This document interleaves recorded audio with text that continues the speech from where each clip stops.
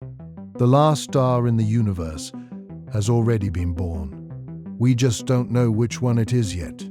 Somewhere in the universe right now, probably in a cold, slow-burning region of a dwarf galaxy, somewhere in the outskirts of some unremarkable cosmic filament, a star is forming. A cloud of gas is collapsing under its own gravity, heating at the center, beginning the nuclear reactions that will sustain it for trillions of years. And it is possible, statistically possible, that when this star ignites, it will be the last one, the final star, the terminal moment in 13.8 billion years of stellar birth. We don't know this for certain. Star formation is ongoing. There is still gas in the universe to make stars from, but the supply is running out. Has been running out for a long time now. The universe hit its peak of star formation roughly 10 billion years ago, and it has been in decline ever since. A long, slow, one-way reduction in how many new stars it makes each year. We are living in the universe's twilight of star birth, not its morning. That is the fact at the center of tonight. Not the death of the universe in some abstract, distant philosophical sense, the specific physical time-stamped process by which the lights are going out. One by one, over trillions and then quadrillions, and then numbers so large that the word years stops feeling like it means anything. The universe is running out of stars. And here is the timeline. Before we go in, if this is your first time here, subscribe to Calm Theory for Sleep. This is what we do. Long, specific, real numbers space theory designed for a brain that won't stop thinking. Like the video, if it's working. And tell us in the comments where on this planet you're listening from tonight. Your city, your country, somewhere specific. It means something to know where these conversations are reaching. Now, let's watch the stars go out. Start with what a star is, because you need to hold the full picture of the thing before you can understand what it means for all of them to eventually end. A star is a gravitational accident. It begins as a cloud of gas, mostly hydrogen. Some helium, a small fraction of heavier elements produced by previous generations of stars, which becomes dense enough in some region that gravity begins to win against the thermal pressure pushing outward. The cloud contracts. The contraction heats the core. At temperatures of roughly 10 million Kelvin, hydrogen nuclei begin fusing into helium, releasing energy. That energy, in the form of photons and the pressure they exert, pushes outward. Gravity pulls inward. When these forces balance, you have a star. A stable, self-sustaining nuclear furnace, converting hydrogen into helium and radiating the energy of that conversion as light across every wavelength from infrared to X-ray. A star's mass determines almost everything about it. How hot it burns, how bright it shines, how long it lives, how it dies. The most massive stars, the blue supergiants, the blue hypergiants, the objects 50 to 100 times the mass of the Sun, live for a few million years. They burn so hot and so furiously that they exhaust their fuel in cosmological instants. They die as supernovae, sometimes leaving neutron stars, sometimes collapsing to black holes, always scattering the products of their nuclear burning across hundreds of light years, in explosions that briefly outshine entire galaxies. These are the stars you notice in astrophotography, the blue-white blazes that give spiral galaxies their arms, their color. Beautiful, short-lived, already mostly gone from the universe's story. The Sun is a middleweight star, one solar mass. Surface temperature, roughly 5,778 Kelvin, yellow-white light. Lifetime of approximately 10 billion years. It has 5 billion years left. When it goes, it will expand to a red giant, swallow the inner planets, expel its outer layers as a planetary nebula, and leave behind a white dwarf, a dense, slowly cooling remnant the size of Earth, no longer fusing anything, just radiating stored heat into the dark for trillions of years. The least massive stars, the red dwarfs, the M dwarfs, objects between roughly 7.5% and 50% of the Sun's mass, are dim, cool, and extraordinarily patient. They burn hydrogen so slowly, so efficiently, so carefully, that they can sustain fusion for timescales that make the Sun's 10 billion-year life look like a morning. The smallest red dwarfs, the dim ones near the bottom of the stellar mass limit, have theoretical lifetimes of 10 to 12 trillion years, nearly 1,000 times the current age of the universe. This is the crucial fact. The most common stars in the universe are also the longest lived. Red dwarfs make up roughly 70 to 75% of all stars in the Milky Way. Across the universe, they likely account for a similar fraction. The universe is dominated by dim, patient trillion-year burners, and most of them have barely started. So when we talk about the universe running out of stars, we're not talking about the Sun dying in 5 billion years, or even the last blue supergiant going out in a few million years. We're talking about the much longer process by which even the most patient red dwarfs eventually exhaust their fuel, and the universe finds itself with nothing left to light it. That process will take roughly 100 trillion years. And it has already started. The Stelliferous Era, the time we live in. Astronomers who study the long-term future of the universe divide its history into eras. Not eras in the geological sense, lasting millions of years. Eras lasting trillions, quadrillions, and numbers requiring scientific notation to write. We live in the Stelliferous Era. The word comes from the Latin stellifer, star-bearing, the era of stars. The time in the universe's history when fusion-powered objects called stars light up the darkness, produce energy, warm planets, and provide the conditions under which chemistry can become biology.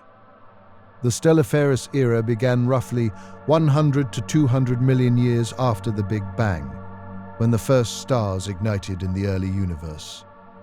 It will end approximately 100 trillion years from now, when the last red dwarf exhausts its hydrogen and goes dark.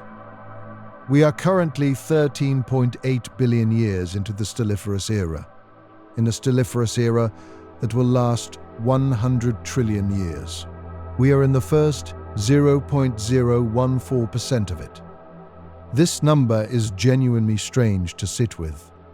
We are so early in the era of stars that all of recorded human history, all of the existence of our species, all of the existence of complex animal life on Earth, all of it fits in the opening fraction of a percent of the era of stars. The Sun has about 5 billion years left. That is still only 5% of the Stelliferous Era's total duration. Most of the era of stars will happen after our Sun is dead. And yet, even so, even accounting for the enormous future that the Stelliferous Era still contains, the universe's star formation has been declining for 10 billion years. We are past the peak. The universe is older in its stellar activity than we might expect from being only 0.014% through the era. Here is why. The rate of star formation is not determined by how much time has passed. It is determined by how much cold, dense gas is available to form stars.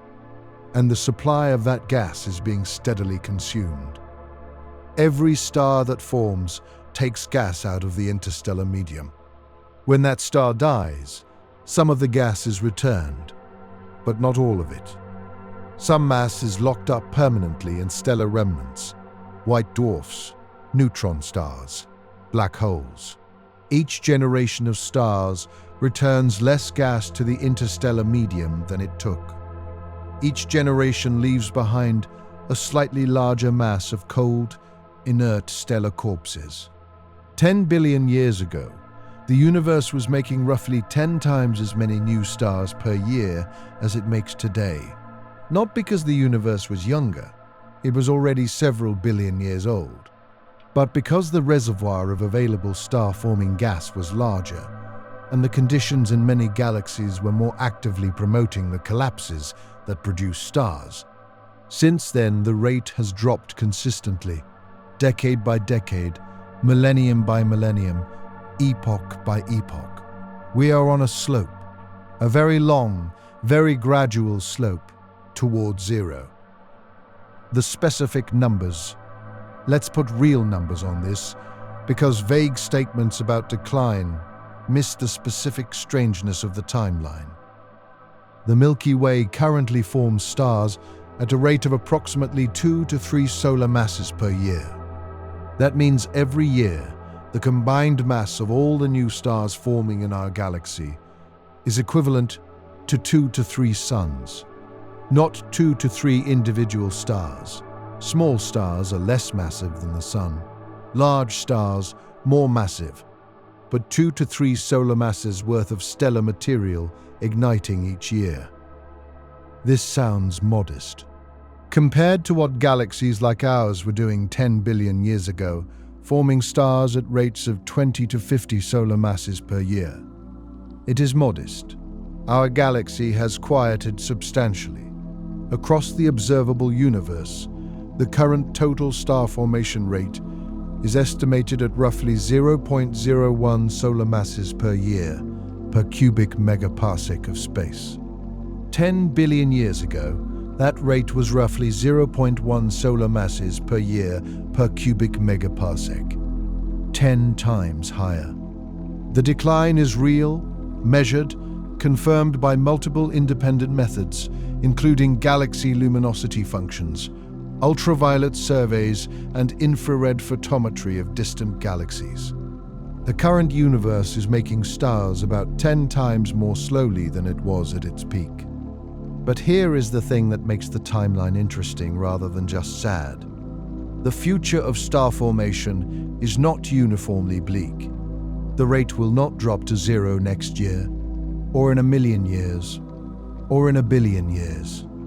Star formation will continue for a very long time, just at progressively lower rates, in progressively more specific environments, from progressively more limited gas supplies. The decline is not a cliff. It is a very long, very gentle slope. And on that slope, specific things happen at specific times. 1 billion years from now, the sun is still burning.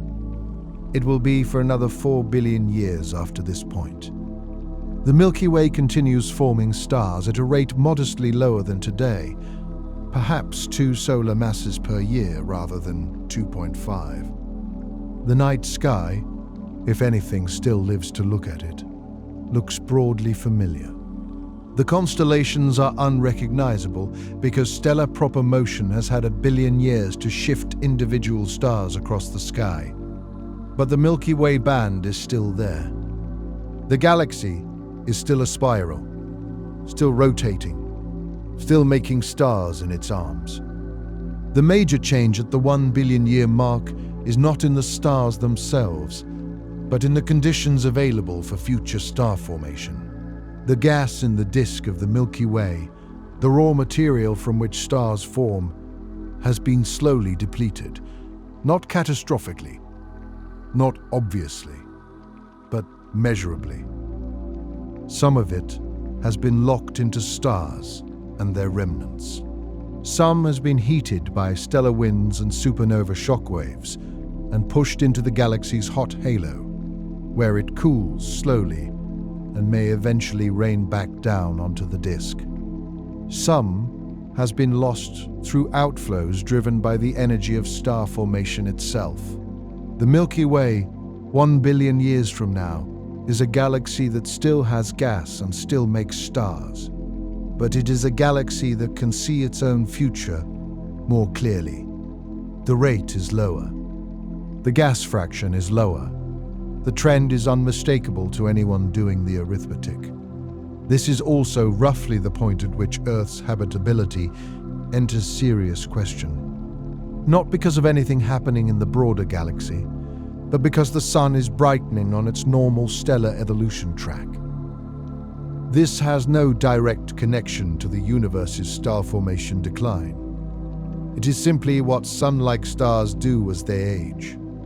But it is part of the same long timeline. The Stelliferous Era will outlast the Earth by 99.9% of its duration. 10 billion years from now, this is the time frame where the sun has died, Earth has been swallowed or scorched, and the human story, or whatever it has become, has either migrated elsewhere or ended. But the universe keeps going. The Milky Way at this point has very likely completed its merger with Andromeda, a process that begins roughly 4.5 billion years from now and will take another billion or 2 years to complete. The merged galaxy, Milky Way, as astronomers have named the hypothetical product, is an elliptical rather than a spiral. The merger exhausted much of the remaining cold gas in both galaxies in one last burst of star formation during the collision, and the resulting galaxy has quieter dynamics. Less gas, less star formation, more stellar remnants. Stars are still forming, but slowly. The galaxy's remaining gas, some fraction of what the two parent galaxies had, minus what was consumed in the merger starburst, is being depleted steadily. The star formation rate in Milky Way, 10 billion years from now, might be a tenth of what the Milky Way is doing today. One star every few years, instead of a couple per year. The stars that are forming now are predominantly low mass. The gas available has been enriched by 10 billion more years of stellar nucleosynthesis. Heavy elements have been produced and dispersed by multiple generations of stars, but the preferred collapse product when the gas available is diffuse and low density is small, cool stars, more red dwarfs, more dim, patient, trillion-year objects adding themselves to the galaxy's population of very long-lived stellar furnaces. The sky at this point, from any surviving vantage, looks different. The elliptical Milky Way glows with the golden-orange light of aging stars, yellow dwarfs like the former sun, orange subgiants in late stages of evolution, red giants swollen and cool, all of the former blue-white giants long since dead and gone. The galaxy is redder, dimmer, and distinctly more tired-looking than the Milky Way we know. But it is still a galaxy, still full of light.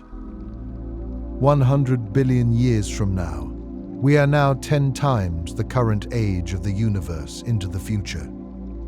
We are still only 0.1% of the way through the Stelliferous Era. The universe at 100 billion years looks dramatically different from the one we inhabit tonight.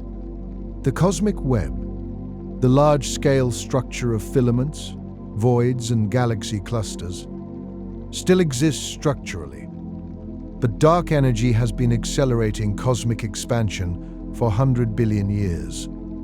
The distant galaxy clusters that we can still detect in our sky today have been carried further away, their light red shifted to wavelengths progressively harder to detect, their recession velocities higher. Many of the galaxy clusters visible to us now will have been carried beyond the cosmic horizon. The distance at which the expansion of space exceeds the speed of light, making their light permanently unreachable.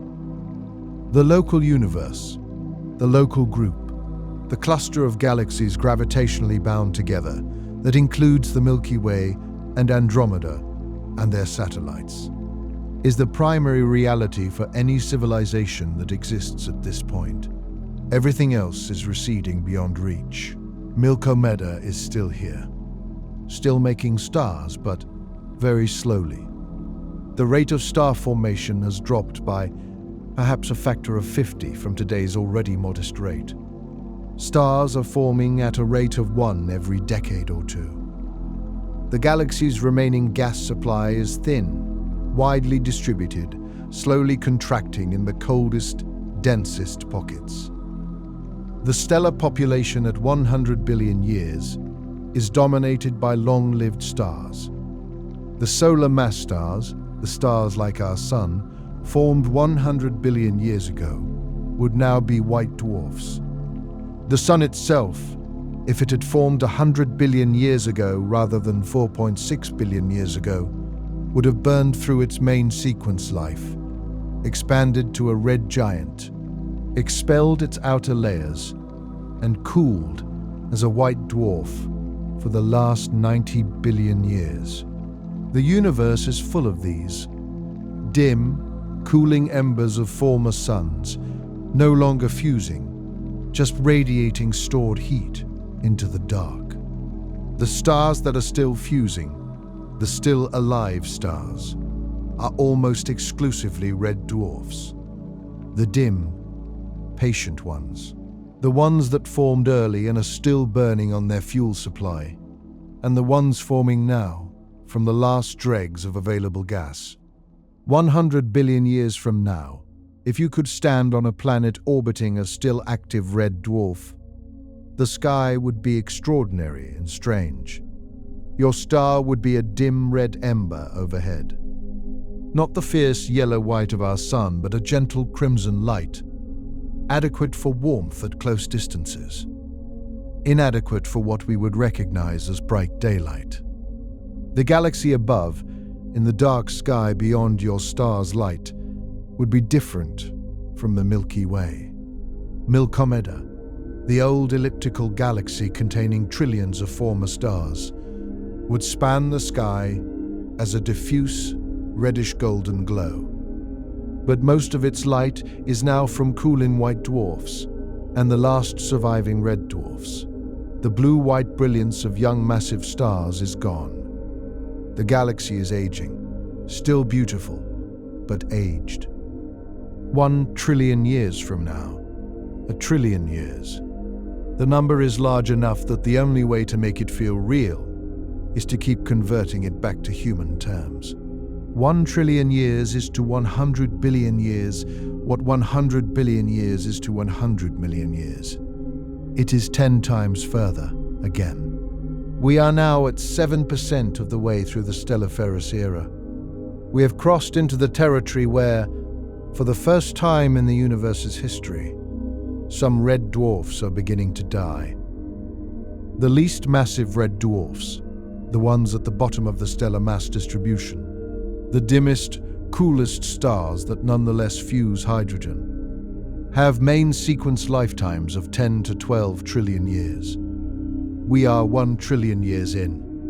Most of them still have 9 to 11 trillion years to go. But some of the slightly more massive red dwarfs, those closer to 30 or 40% of the Sun's mass, objects that are still considered red dwarfs but are on the more luminous end of that range, have lifetimes closer to 1 to 2 trillion years. These are dying now, or approaching their deaths, expanding to red giant phases of their own, though red giant, for a red dwarf, is a different and quieter thing than the Sun's eventual expansion. Small stars do not die explosively. They swell and cool and shed their outer layers gently, leaving white dwarfs far smaller and dimmer than the Sun's eventual remnant. 1 trillion years from now, there are white dwarfs everywhere. The galaxy is full of them. The stellar remnants of every star that formed in the first 100 billion years of the universe, and the remnants of the brighter red dwarfs that formed in the first trillion, all cooling steadily, all adding their dim thermal glow to the galaxy's background light. The still active stars are a rarity in terms of numbers, though they are the only sources of new light. Red dwarfs at the lower end of the mass range, the ones that will burn for 10 trillion years, still have 9 trillion years remaining. They are fusing away. Their light is dim but real. Planets orbiting them, if they exist, receive warmth.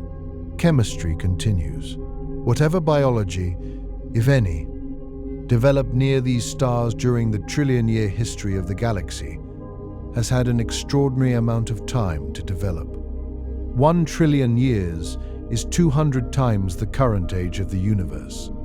It is longer than the Milky Way has existed times 200.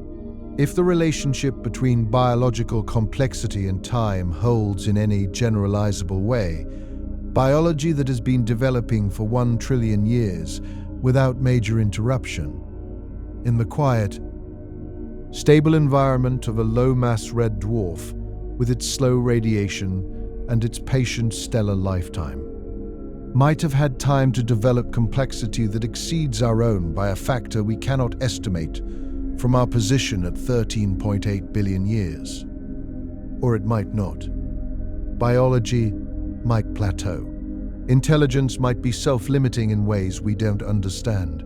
The trillion-year future might be empty of consciousness despite being full of continuing stellar activity. We cannot know. What we can know is that the physics does not prevent it. The Stelliferous Era, 1 trillion years in, still has stars, still has the energy source that life requires. The universe has not gone dark. Not yet. What stars are actually running out of, and why there's no resupply? Let's be specific about the mechanism of decline, because running out of gas is a phrase that sounds simple and isn't. The universe started with hydrogen and helium, about 75% hydrogen and 25% helium by mass. The products of Big Bang nucleosynthesis in the first few minutes after the universe began. This was the raw material. This is what stars are made of. Over 13.8 billion years, stars have been converting this hydrogen into helium, and helium into heavier elements, and heavier elements into heavier ones still, through the chain of nuclear reactions that defines stellar physics. When stars die, they return some of this processed material to the interstellar medium, the gas and dust between stars. But not all of it.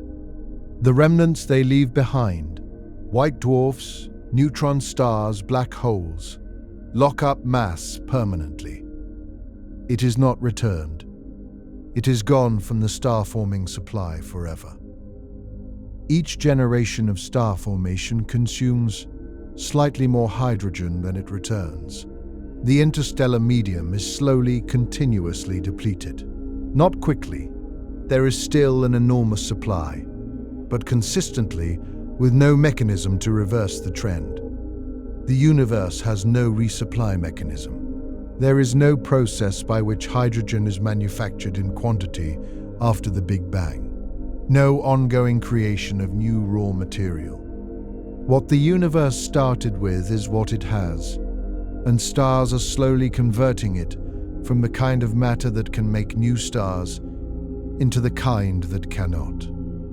Stellar remnants, the white dwarfs, neutron stars, and black holes represent mass that has been permanently removed from the cycle. More remnants accumulate with every generation of star formation. The fraction of the universe's baryonic mass locked up in these cold objects grows steadily, relentlessly, irreversibly. This is the specific physics of the decline. The universe's star-forming budget is being spent down, and the spending is one-directional. There is, actually, one complication worth noting: intergalactic gas. Galaxies are embedded in enormous halos of hot, diffuse gas, the circumgalactic medium, and this gas can, in principle, cool and fall into the galaxy's disk, providing fresh fuel for star formation. Some of this process is ongoing, Galaxies do accrete material from their surrounding halos. The Milky Way is currently accreting a modest amount of gas from its circumgalactic environment. But this accretion rate is already insufficient to maintain the current star formation rate without net gas depletion. The Milky Way is consuming its internal gas faster than it is accreting from outside, and the circumgalactic gas itself is finite. Over billions of years, it too is consumed, heated, expelled, or simply spread too thin and hot to cool efficiently. The intergalactic gas is the last reserve. When it is gone, when galaxies have consumed their internal gas and depleted their circumgalactic halos, and the supply of inflowing cosmic material has thinned to nothing, star formation ends, not with a bang. With a quiet last ignition, somewhere, of a small red dwarf in a slowly collapsing gas pocket, using the last available material, burning its trillion-year fuel supply in the growing dark. The gas that is left, and where. One thing that slows the end. Not all gas is the same. Star formation does not happen in warm, diffuse gas. It happens in cold, dense molecular clouds, regions where the gas is cold enough and dense enough that gravity can overcome the thermal pressure that would otherwise prevent collapse. Molecular clouds form when gas cools below a few hundred Kelvin, and hydrogen molecules form from atomic hydrogen, allowing the gas to cool further through molecular emission lines. The coldest, densest regions of molecular clouds are where stars actually ignite. In the current universe, the molecular cloud population of galaxies like the Milky Way contains enormous amounts of gas in this star-forming state. The future will be different. As the interstellar medium is depleted and the galaxy cools and quiets, the formation of new molecular clouds becomes less frequent. The existing clouds are used up. New ones form more slowly. The rate of star formation drops, but some gas will remain in molecular cloud-like conditions for an extraordinarily long time. The coldest, most isolated pockets of gas, those shielded from the radiation that would otherwise dissociate the molecules and warm the material, will persist long after most of the galaxy's gas has been converted to stars or heated to the diffuse, non-star-forming state. These cold pockets, buried deep in the galaxy's remaining interstellar medium, will be the last sites of star formation. Dim and isolated far from the galactic center, in the quietest regions of the galaxy's fading disk. The last stars will form in darkness, surrounded by a universe full of stellar remnants. They will be small, cool, and unremarkable. Red dwarfs, almost certainly. Nothing massive. The conditions that produce massive stars require large active molecular clouds and the compressive shockwaves from supernovae and stellar winds that trigger collapse. In the late, quiet universe, those triggers will be absent. What forms will form slowly, modestly, in the gentlest possible collapses of the last available cold gas. They will burn for trillions of years, and then they will not. The last star, what we know about it, the last star to form in the universe, will almost certainly be a red dwarf. The physics strongly constrains this. Red dwarfs form from the lowest mass gas collapses. They are the product of the most modest star-forming conditions. As the supply of cold gas dwindles and star formation becomes progressively harder to achieve, the threshold needed to ignite a new star becomes a more and more selective filter, and the stars that clear that filter are always the smallest ones. The minimum mass for stellar ignition is approximately 7.5% of the Sun's mass, or roughly 80 Jupiter masses. Below this threshold, the core of the collapsing object never gets hot enough to sustain hydrogen fusion.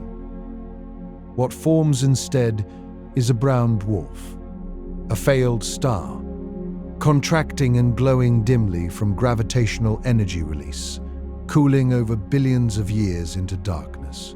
Above 7.5% of solar mass, you get a star. Just barely. Barely fusing, barely burning, barely enough to qualify as stellar.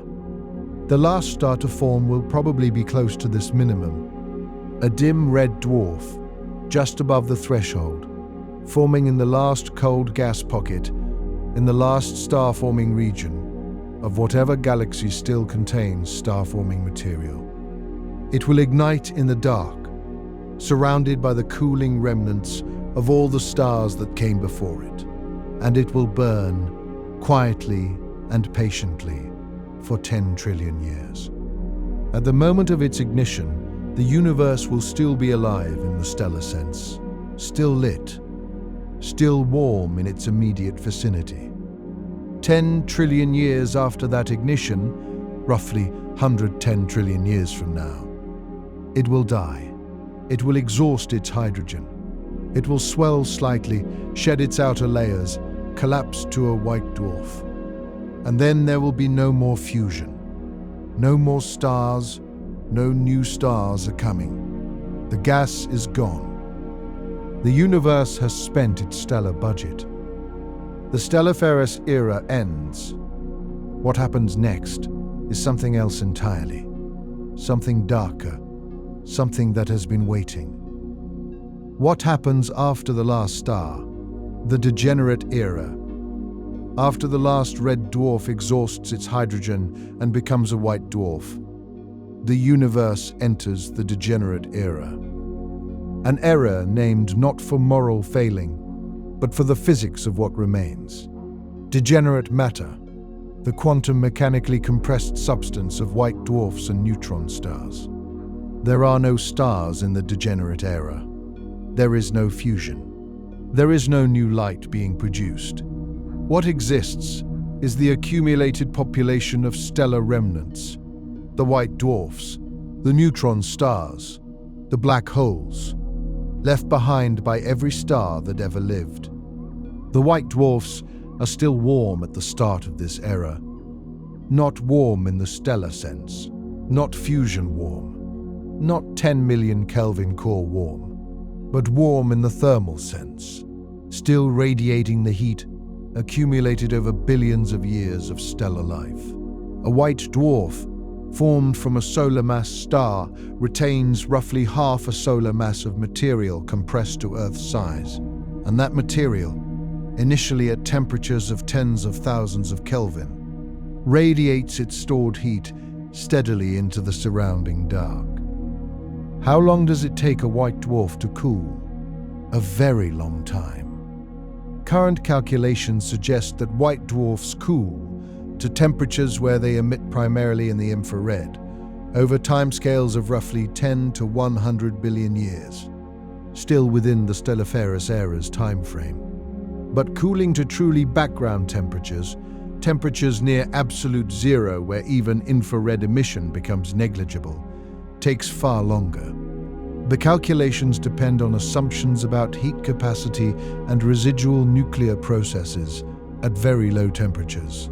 But estimates range from a few 100 billion years to tens of trillions of years for the complete cooling of a white dwarf. By the deepest reaches of the Degenerate Era, even the white dwarfs have cooled. They are black dwarfs, the term astronomers use for fully cooled white dwarfs, objects that are no longer radiating, simply sitting in the dark as inert, cold balls of electron degenerate matter. Essentially diamonds the size of Earth, composed primarily of carbon and oxygen at temperatures near absolute zero. Still massive, still there, just dark. The Degenerate Era lasts from approximately 100 trillion years to somewhere around 10 to the 40th power years. A number so large that writing it out in full would take more digits than there are atoms in the observable universe. During this era, the dominant activity, to the extent there is activity at all, is the very slow evaporation of black holes through Hawking radiation. Stephen Hawking showed in 1974 that black holes are not perfectly black. Quantum mechanical effects near the event horizon cause the black hole to emit a tiny trickle of radiation, Hawking radiation, and in doing so, to slowly lose mass.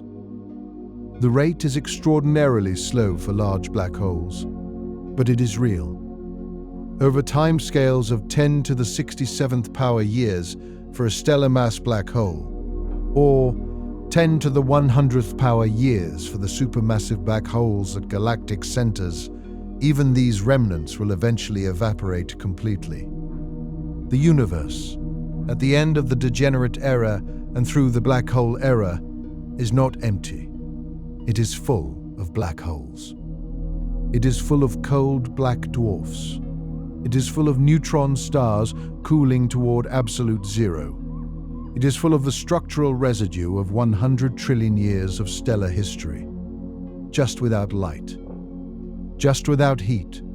Just without the processes that make a place meaningful to anything biological. What any life that survives into the dark era would experience. Let's think carefully about what these timescales mean for anything alive. The Sun will die in about 5 billion years. Earth becomes uninhabitable before that, probably within 1 billion years, as the Sun's brightening surface temperature drives runaway greenhouse effects that boil the oceans. So whatever life exists on Earth has about 1 billion years left, and whatever our civilization becomes, if it persists, will need to have moved elsewhere long before the Sun's death. But elsewhere is available. Red dwarfs will still be burning. For a long time, the smallest red dwarfs, as established, have lifetimes of 10 to 12 trillion years. We are 13.8 billion years into the universe's history, and these stars have been burning since the early universe.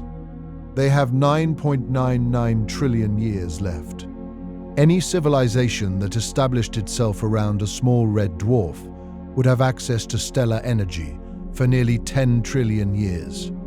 What would it be like to live on a planet around one of these stars in, say, 5 trillion years? Your star would be a dim red ember in the sky, not the searing white-yellow of our sun, a deep warm red, something between the color of a dying coal and a deep red sunset. It would be small in the sky, because the habitable zone around a small red dwarf is close in, but the star itself is physically tiny, roughly 1/6 to 1/10 the diameter of our sun. A small, steady red light. The warmth it provides at the right orbital distance would be adequate. Life on Earth, remember, is largely indifferent to the specific color of incoming light. Biology adapts to available wavelength ranges. Photosynthesis would be different, tuned to the red end of the spectrum rather than the green-yellow peak of solar light, but functional. The galaxy above you, Milky Way by this point, would be a feature of the night sky unlike anything we experience from Earth today. No spiral arms. No blue-white star-forming regions. Just the diffuse, warm glow of trillions of cooling stars and stellar remnants, distributed spherically around the galactic center in the shape of an elliptical galaxy. Red giants and orange dwarfs and the infrared glow of the youngest white dwarfs, still warm enough to emit in that band. A sky full of stars, but an aging sky, the sky of late Stelliferous. The background radiation of the universe, the CMB, would be colder at 5 trillion years. Cosmic expansion has been stretching the CMB's wavelength continuously since the Big Bang. Currently at 2.7 Kelvin, the CMB temperature drops with the inverse of the cosmic scale factor. By 5 trillion years, the universe will have expanded by a factor of hundreds relative to today, and the CMB temperature will be a tiny fraction of a Kelvin. Still real, still present, still a cosmic background hum of ancient photons, just much colder. A civilization living at 5 trillion years would be in a universe that is simultaneously ancient, more than 350 times the current age, and still, barely, alive in the stellar sense. Their sky shows the last fires. They can look up and see the remaining red dwarfs. And they know, because physics is the same everywhere and forever.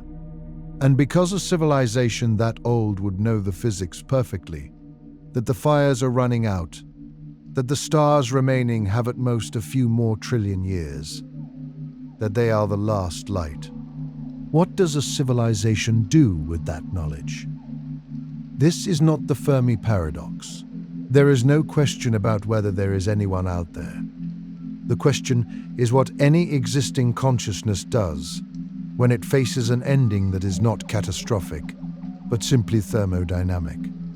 The stars are going to stop, not because of war or cosmic disaster or some contingent event that could have gone differently, because the universe has spent its stellar budget and the accounting is final. The star formation rate is already wrong. Why tonight matters here is the piece of information that reorients the entire timeline and that the science communicates but rarely emphasizes in a way that lands. The star formation rate 10 billion years ago was 10 times higher than today. This is a fact we have measured. We do it by looking at galaxies at different redshifts, different distances from us, which due to the speed of light correspond to different times in the past, and measuring how many new stars they are forming. Early galaxies, seen as they were billions of years ago, are forming stars rapidly. Recent galaxies, seen nearly as they are now, form stars much more slowly. The history of cosmic star formation is well mapped. The peak of star formation was approximately 10 billion years ago. Since then, the rate has dropped by roughly a factor of 10, which means the majority of all the stars that will ever exist in the universe have already been born. Not a majority in the sense of most, a large majority. Studies published in the early 2020s suggest that the universe will form, over its entire future history, a total number of new stars that is comparable to the number it has already formed, perhaps equal, perhaps somewhat more, perhaps somewhat less, depending on uncertain parameters about the gas supply in galactic halos and the long-term star formation efficiency of remaining gas. But the conclusion is clear. We are not in the early part of the universe's star-forming activity. We are somewhere past the middle. Most of the stars that will ever exist already exist. This is strange to sit with. The universe feels young to us. It is only 13.8 billion years old. The Earth is only 4.5 billion years old. Humans are only 300,000 years old. Everything about our experience is of something new. But in the context of stellar history, we are not early. The universe's most productive era of star formation is behind us. The 10 billion year ago peak is the real flourishing of the stellar era. We live in the tail. And yet, we are still in the Stelliferous Era, still surrounded by stars, still receiving light from 100 billion suns in our galaxy alone. The tail of the era of stars is still an era of stars. The rate is lower, the trend is downward, but the fire is not out, not for another 100 trillion years. Why life might actually be earlier than expected? There is an argument, made seriously by some cosmologists, that the timing of life's emergence in the universe might be wrong. Not wrong in the sense of incorrect. We know when life appeared on Earth, and we know the general constraints on when life can emerge. But wrong in the sense of surprising. We exist much earlier in the history of life-hospitable cosmic conditions than we might expect. The argument goes like this. The most common stars in the universe are red dwarfs, and red dwarfs have trillion-year lifetimes. Any planet orbiting a red dwarf has, in principle, access to a stable energy source for up to 10 trillion years. This is enormously more time for biology to develop than the roughly 5 billion years available around a solar mass star. If planets around red dwarfs are habitable, and this is debated, because early red dwarfs are significantly more flare-active than later ones, then red dwarf planets might be far more likely to produce complex life, simply because they have far more time available. And most red dwarfs have barely started their lives.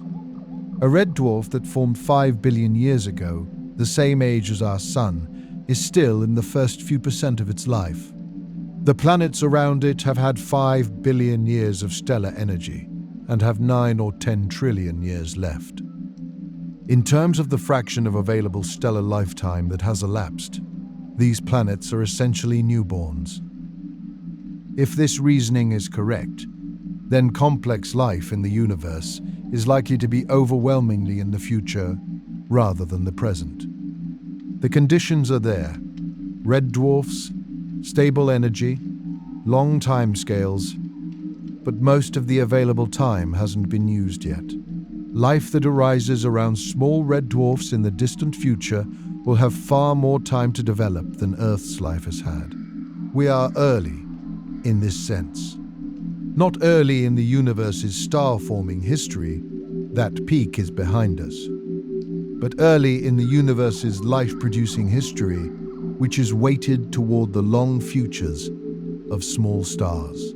If this is correct, humanity is among the first complex civilizations in the universe.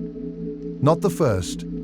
There may be others that formed earlier, around older stars, but among the first. The vast majority of civilizations that will ever exist in the universe are unborn, forming around small red dwarfs in the distant future, living their lives in a universe that is slowly dimming, but not yet dark. We are, in this framing, the universe's first conscious observers of its own star-forming decline. The ones who looked up at a sky still full of stars and figured out that it was gradually, inevitably going dark. The counter to the despair. What 100 trillion years actually means, there is a reading of this topic that leads to something like despair. The stars are running out. The universe is winding down. Everything we know and love is temporary at the deepest physical level. The light is going away. This reading is not wrong, but it is incomplete. 100 trillion years is a number that defeats human intuition. We can say it, write it, do arithmetic with it, but feeling it requires a different approach. Human civilization is roughly 10,000 years old. If we survive without catastrophe for another 10,000 years, not a given, but not impossible, we will have doubled our civilizational age. If we survive for 1,000,000 years, we will have multiplied it by 100. If we survive for 1,000,000,000 years, by 100,000. If we survive to the end of the Stelliferous Era, we will have multiplied the current age of civilization by 10 billion. In the span of time available in the Stelliferous Era, a civilization that began today could undergo more development, more change, more experience, more history than the current age of human civilization, times 10 billion. The era of stars is not a brief flicker. It is an almost incomprehensibly long opportunity. The stars that are dying in the far future, the last red dwarfs exhausting their fuel, They are dying after providing warmth and light for 10 trillion years. Life that formed around those stars would have had 10 trillion years to develop. We have had 4 billion years, and look what happened. The decline of star formation is not the closure of a brief window. It is the slow, gradual end of an extraordinarily long chapter. And we exist at the beginning of that chapter, not the end. The universe is running out of stars. It is true.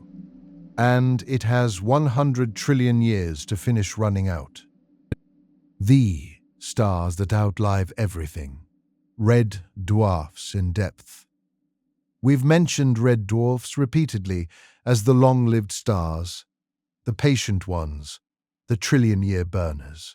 They deserve their own moment, because they are the central characters in the long endgame of the Stelliferous Era, and most people have never properly looked at one. Red dwarfs, formerly M-type main sequence stars, are the universe's most common individual stars by a factor of 3 or 4 to 1. Every survey of nearby stars confirms this. The vast majority of stellar objects within a few hundred light-years of Earth are red dwarfs, most of them too dim to see with the naked eye, despite being our closest stellar neighbors. Proxima Centauri, the closest individual star to our solar system, is a red dwarf at 4.24 light-years. It is invisible to the naked eye, despite being closer than any other star. Its apparent magnitude is 11.13. You need binoculars at minimum to detect it. Their dimness is a direct consequence of their physics. A red dwarf of 10% solar mass produces only about 0.001% of the sun's luminosity, 1/10,000th as much light.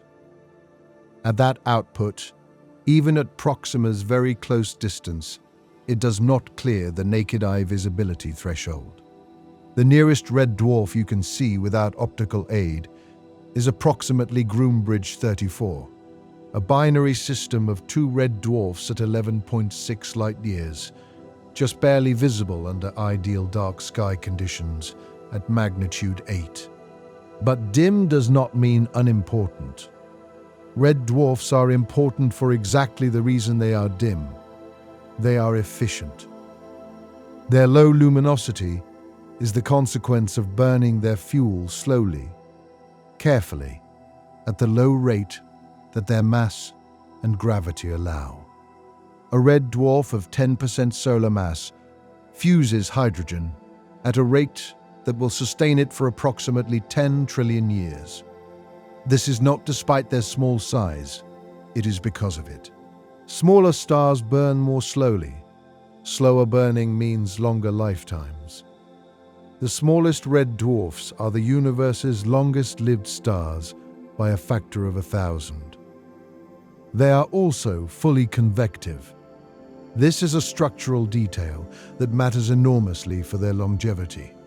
A star like the Sun has a convective zone, a region where energy is transported by the physical movement of hot plasma, like a pot of boiling water, surrounding a radiative zone in the core, where energy moves by photon diffusion.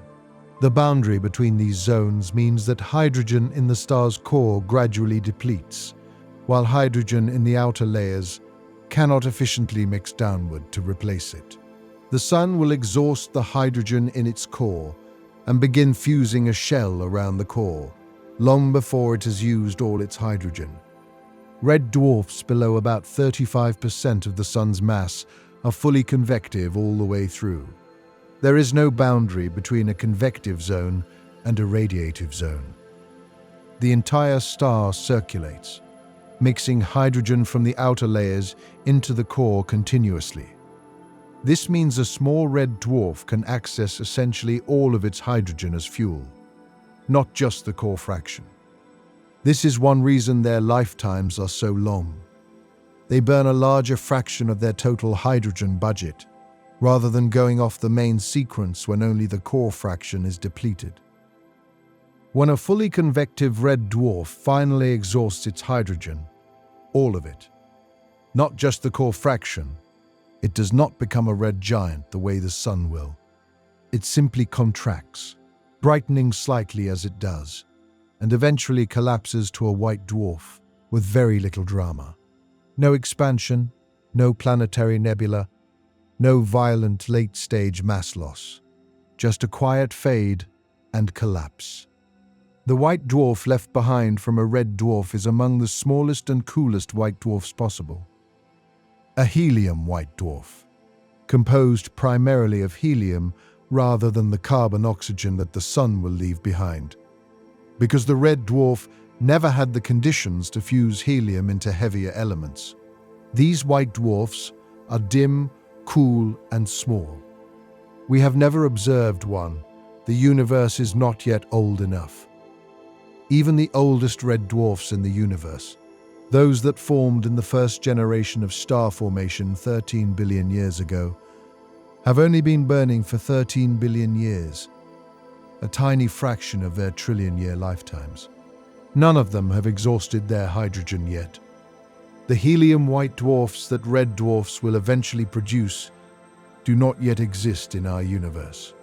When they begin forming, when the first red dwarfs start dying in perhaps 1 trillion years, they will be a new class of object in a universe that thought it had seen every kind of stellar remnant. Cold, dim, inert balls of helium, added to the growing population of stellar corpses. And the red dwarfs that are still alive will watch their siblings die for trillions of years, burning on patiently while the universe around them goes progressively darker. The star formation clock. How we measure the decline. Let's talk about how we actually know what we know about the decline in star formation. Because the method is interesting, and the confidence in the result is high enough to take seriously. The universe's history is encoded in its light. Because the speed of light is finite, looking at distant galaxies means looking at them as they were in the past. A galaxy 5 billion light-years away appears as it was 5 billion years ago. A galaxy 10 billion light-years away appears as it was 10 billion years ago. The universe is a natural time machine, and galaxy surveys exploit this systematically. The star formation rate of a galaxy at a given epoch is measurable because young, massive stars emit intensely in the ultraviolet. Ultraviolet light, output from a galaxy, is dominated by the most massive, hottest, shortest-lived stars, the ones that form in large quantities when star formation is active and die within millions of years. A galaxy actively forming stars blazes in the ultraviolet. A galaxy that has slowed its star formation is dim in ultraviolet. By measuring the ultraviolet luminosity of galaxies at different redshifts, different distances corresponding to different epochs in cosmic history, you get a direct measurement of star formation rate as a function of cosmic time. This has been done comprehensively by multiple survey programs. The GALEX satellite mapped ultraviolet emission from hundreds of thousands of galaxies. The Hubble Ultra Deep Field and its successors captured galaxies out to redshifts of 10 and beyond, corresponding to a universe only a few 100 million years old. The Cosmos survey combined multiple telescopes to map a 2-square-degree patch of sky in every wavelength from X-ray to radio, producing complete catalogues of galaxies and their star formation rates across cosmic history. The result is unambiguous and has been confirmed by every method applied to it. The cosmic star formation rate peaked between redshift 2 and 3, corresponding to roughly 10 to 12 billion years ago. At that epoch, galaxies were forming stars roughly 10 times faster than the average today. The rate has been declining since, roughly as the inverse of the cosmic time raised to some power. The exact functional form is debated, but the trend is not. The measurement has been cross-checked using different traces of star formation. Hydrogen alpha emission from ionized gas around young hot stars, infrared emission from dust heated by those stars, radio emission from supernova remnants. All give consistent results when properly calibrated. The decline is real. The remaining uncertainty is in the extrapolation. How the rate will decline in the future, how much gas remains available in galactic halos and intergalactic filaments to feed future star formation, how efficiently future star formation will use the available gas. These uncertainties affect the total number of stars that will ever form, but not the conclusion that the rate is declining and will eventually reach zero. The star formation clock is running down. We can measure it. The measurement is solid. And the conclusion is one of the most specific and well-grounded facts about the universe's long-term future that cosmology has established. That is the timeline. The full span of the Stelliferous Era, from the peak of star formation 10 billion years ago, through the current decline, out to the last red dwarf in 100 trillion years. The sky above you tonight is the sky of this specific moment in that timeline. Still full of stars, still lit by the 2 to 3 solar masses per year of new stars forming in the Milky Way alone, still receiving the light of 100 billion active stellar furnaces in our galaxy, and trillions more in the galaxies visible in every telescope image ever taken. The decline is real. The end of the Stelliferous Era is mathematically guaranteed. The last star has probably already been born, and we are here now, at 13.8 billion years, in the era of stars, looking up, while there are still stars to look at. 10 trillion years from now, the last red dwarfs begin to die. We are 72% of the way through the Stelliferous Era. The universe is 700 times older than it is tonight. The sky is unrecognizable, not because the stars have moved in the way constellations change over millions of years, though that too has happened, and happened many times over. The sky is unrecognizable because its color has changed. The population of stars visible from any vantage point is dominated overwhelmingly by red dwarfs and the cooling remnants of everything else. The blue-white of young massive stars is a memory. The yellow-white of G-type stars like the Sun is increasingly rare, mostly replaced by their white dwarf remnants. What fills the galaxy now is red, dim, patient, trillion-year red, and the infrared glow of white dwarfs that still retain enough heat to be detectable. At 10 trillion years, the first red dwarfs are reaching the end. Not the smallest and most patient ones. Those won't die for another 100 trillion years. The ones dying now are the slightly larger red dwarfs, the ones near the upper end of the red dwarf mass range. Objects that formed 10 trillion years ago, with masses around 30 to 40% of the Sun's mass, living their trillion-year lives with extraordinary patience, are now exhausting their hydrogen. Their deaths are quiet. No supernova. No spectacular explosion. A red dwarf simply contracts as its core hydrogen depletes, brightening slightly, its surface temperature rising marginally. Then, as the hydrogen is fully spent, it collapses to a helium-white dwarf. A ball of electron degenerate helium, a few thousand kilometers in diameter, enormously dense, initially hot from the energy of collapse, glowing white, then yellow, then orange, then red, and then cooling toward infrared, and eventually darkness over the following trillion years. We have never seen this happen because the universe is not old enough. No red dwarf has yet completed its full main sequence lifetime. The first helium white dwarfs from red dwarf stars do not yet exist. They are a future category of object, waiting to form when the universe is old enough to produce them. In 10 trillion years, they will be common. The population of stellar remnants at 10 trillion years is remarkable in its completeness.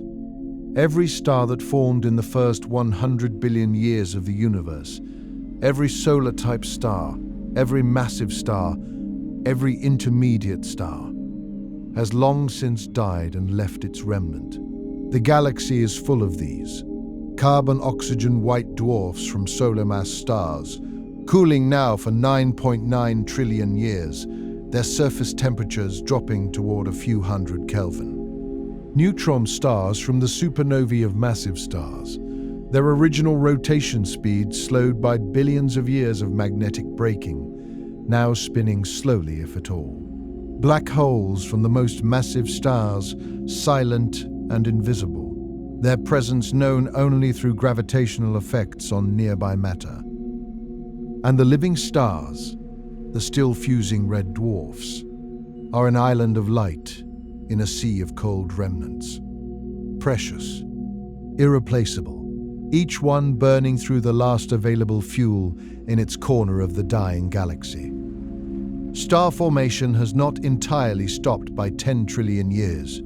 There may still be isolated pockets of cold gas in some galaxies. The very last molecular cloud fragments sheltered from the radiation that would otherwise dissociate them, slowly contracting under gravity in the deepest quiet of the galactic disk. These pockets form the last new stars, always small, always dim, always red dwarfs. Born into a universe full of their dead predecessors, they burn their fuel and add their own light to the galaxy's dwindling reserves. The rate of these last star formations is negligibly small, perhaps one new star per galaxy per billion years, or less. But it continues, in the way that embers continue to glow after a fire has stopped producing flame. The last embers of star formation taking a very long time to extinguish. What the galaxy looks like from inside at the end of the Stelliferous Era, let's build the specific picture of the galaxy at 100 trillion years. The moment the Stelliferous Era ends, because this is a scene worth imagining in detail. Milky Way, the merged descendant of the Milky Way, and Andromeda is an old elliptical galaxy. By 100 trillion years, it has been an elliptical for roughly 95 trillion years. The merger that produced it happened around 5 billion years from now. And ellipticals are defined by the absence of ongoing star formation and the randomization of stellar orbits, both of which describe the post-merger object within a few billion years of the collision. The galaxy is mostly dark matter halo and stellar remnants. The baryonic mass, the ordinary matter made of protons and neutrons, is distributed almost entirely in stellar corpses. White dwarfs, neutron stars, black holes, brown dwarfs, and the last surviving red dwarfs, which can be counted on one hand by this point. The interstellar medium, the gas and dust that once filled the space between stars, has been nearly entirely consumed or expelled. What gas remains is hot and diffuse, unable to cool efficiently enough to form new stars, drifting in the galaxy's halo. The light of the galaxy at 100 trillion years comes from a few sources. The last red dwarfs are still burning, their dim red light local to wherever they sit in the galaxy. The recently formed helium white dwarfs, products of red dwarfs that died in the last trillion years, are still warm enough to glow. The older carbon-oxygen white dwarfs, formed from solar mass stars 95 to 99 trillion years ago, have been cooling for so long that most of them are now below a few hundred Kelvin, emitting primarily in the far infrared. visible only with instruments sensitive to wavelengths no human eye can detect. A very small number of the hottest, most recently formed white dwarfs, those from red dwarfs that died in the last few billion years, still glow faintly in the near-infrared, detectable to sensitive instruments. From inside this galaxy, the view in visible light is extraordinary in its darkness. Our naked eyes would see almost nothing. The last red dwarfs, unless you are very close to one, are too dim to see at stellar distances. The white dwarfs that still glow are cool enough that their peak emission is in the infrared, not the visible. The sky would appear nearly black to human vision in most directions. But in infrared, the galaxy is still there, still a structure. Billions of white dwarfs, dim and cooling, distributed throughout the galactic volume. The overall shape of Milky Way would be detectable in the infrared, a spheroidal concentration of cold, dark stellar remnants, gravitationally bound, orbiting the central black hole that merged from Sagittarius A and Andromeda's central black hole roughly 95 trillion years ago. The central black hole at this point is enormous. It has been accreting for 100 trillion years. Mergers, tidal disruption events, infalling gas, star-star interactions sending stars on plunging orbits. All of these have contributed mass to the central object over the history of the galaxy. The merged black hole that formed when Milky Way's two original central black holes spiraled together, roughly 5 billion years from now, has since grown further. Its mass at 100 trillion years might be hundreds of millions or billions of solar masses. A dark presence at the galaxy's center, surrounded by the cooling remnants of a trillion stars. And then, at 100 trillion years, the last red dwarf goes out. It is not dramatic. It contracts. Its fusion reactions slow. The core cools below the fusion threshold. The star compresses to a white dwarf, and the Stelliferous Era ends. The Degenerate Era, life after stars. Everything from this point forward is the Degenerate Era. No fusion, no new stars, no new light being generated by nuclear reactions anywhere in the universe. What exists is the accumulated population of stellar remnants, slowly cooling toward absolute zero. The universe at the start of the Degenerate Era still has structure. The galaxies are still there, gravitationally bound collections of stellar remnants orbiting their central black holes, maintaining the shapes of the galaxies that produced them. The cosmic web still exists in outline. The dark matter halos of galaxy clusters still bound together, still organized in filaments and nodes, just no longer lit by the stars that traced those structures when the universe was alive in the stellar sense. The white dwarfs are still warm, the most recently formed ones still detectable in the infrared. This warmth will persist for a very long time. The cooling time of a white dwarf, the time for it to drop from its initial post-formation temperature of 100,000 Kelvin to a temperature indistinguishable from the cosmic background, is roughly 10 to 100 billion years, depending on mass and initial conditions. But the Degenerate Era lasts for orders of magnitude longer than this. Within the first few 100 billion years of the Degenerate Era, all white dwarfs will have cooled to effective temperatures below a few Kelvin. They will be black dwarfs, the term for a fully cooled white dwarf, no longer radiating in any wavelength detectable with ordinary instruments. Are black dwarfs truly inert? Almost. There are some slow physical processes that continue even in a fully cooled white dwarf. The carbon and oxygen within might gradually crystallize further, releasing tiny amounts of latent heat. The quantum tunneling of protons within the nuclear lattice might, over extraordinarily long timescales, produce trace amounts of nuclear reactions, the so-called pyknonuclear reactions, driven by the close proximity of nuclei in the degenerate matter rather than by thermal energy. These reactions are negligibly slow under current conditions, but might produce some energy over the timescales of the Degenerate Era. The neutron stars are also still there.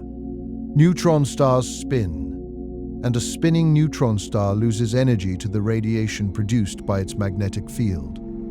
The same mechanism that produces pulsar emission in the current universe. Over time, the neutron star spins down.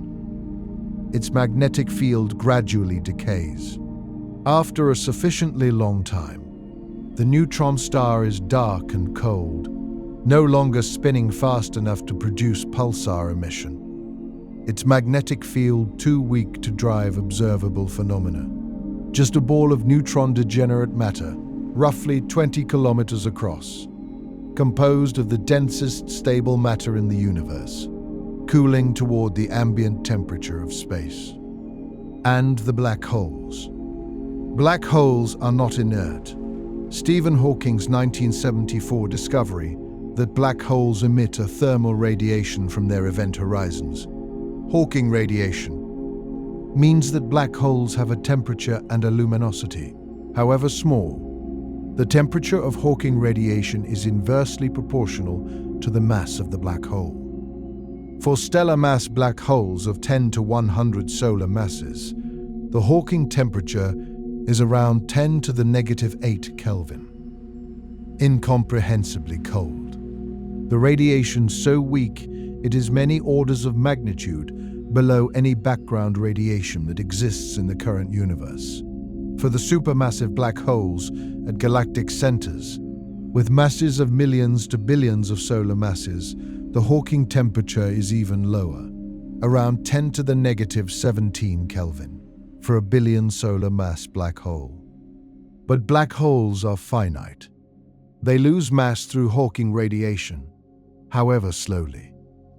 A stellar mass black hole will evaporate in approximately 10 to the 67th power years. A supermassive black hole of a billion solar masses will take approximately 10 to the 100th power years. These are the timescales of the black hole era, the era after the Degenerate Era, and they are almost beyond the capacity of notation to convey.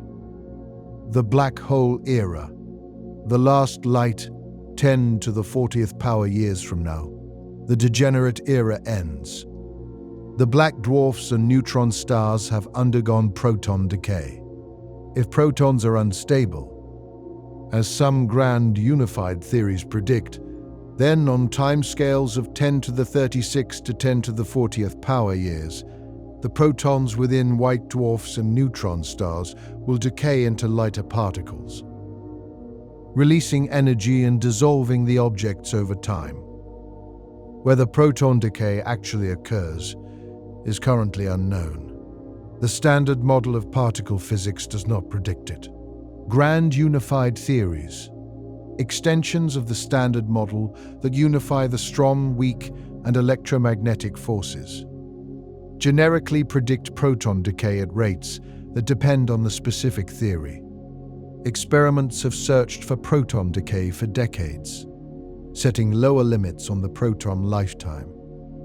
The current lower limit is roughly 10 to the 34th power years, meaning if protons decay, they live at least that long. Some theories predict lifetimes of 10 to the 36 power years or longer. If proton decay occurs, white dwarfs and neutron stars, the black dwarfs by this point, dissolve over timescales of 10 to the 40 power years, releasing energy in the form of positrons and neutrinos, which then themselves annihilate or disperse. The structure of these objects is gone. What remains of the baryonic matter that once made stars is dispersed into fundamental particles. If proton decay does not occur, white dwarfs and neutron stars have a different long-term fate. Over timescales of 10 to the 65th power years, Quantum tunneling effects can cause nuclear reactions within the cold, dense interiors of these objects that gradually transform the matter into iron, the most stable nuclear configuration. Over even longer timescales, the entire object might tunnel into a black hole of the same mass, bypassing the classical collapse by quantum mechanical nucleation. These processes are extraordinarily slow, and the physics of matter at these timescales is genuinely uncertain. What is certain is that the black hole era belongs to the black holes. By 10 to the 40th power years, the black dwarfs and neutron stars have either decayed or been quantum mechanically processed into other forms. What dominates the universe is black holes. Stellar mass ones from individual star deaths, intermediate mass ones from star cluster mergers, supermassive ones from galactic centers, slowly evaporating through Hawking radiation. The Hawking radiation from a large black hole is extraordinary in its faintness. A billion solar mass black hole, emitting Hawking radiation at 10 to the negative 17th power Kelvin, produces a luminosity of roughly 10 to the negative 41st watts. Immeasurably, absurdly dim by the standards of the Stelliferous Era, when a single star like the Sun produces 3.8 times 10 to the 26th power watts. The Hawking luminosity of a supermassive black hole is roughly 10 to the 67th times fainter than our Sun. And yet, in the total darkness of the black hole era, when no stars exist, when no white dwarfs are warm enough to glow, when even the cosmic microwave background has been diluted by expansion to temperatures orders of magnitude below the Hawking temperature of the black holes. These dim glows of Hawking radiation are the last light in the universe, the final remnant of the energy released when matter and antimatter annihilated at the Big Bang, ultimately dissipated as the last Hawking photons drift away from the last evaporating black holes. The numbers that break intuition, making the timescales feel real. Let's try to make these numbers feel like something.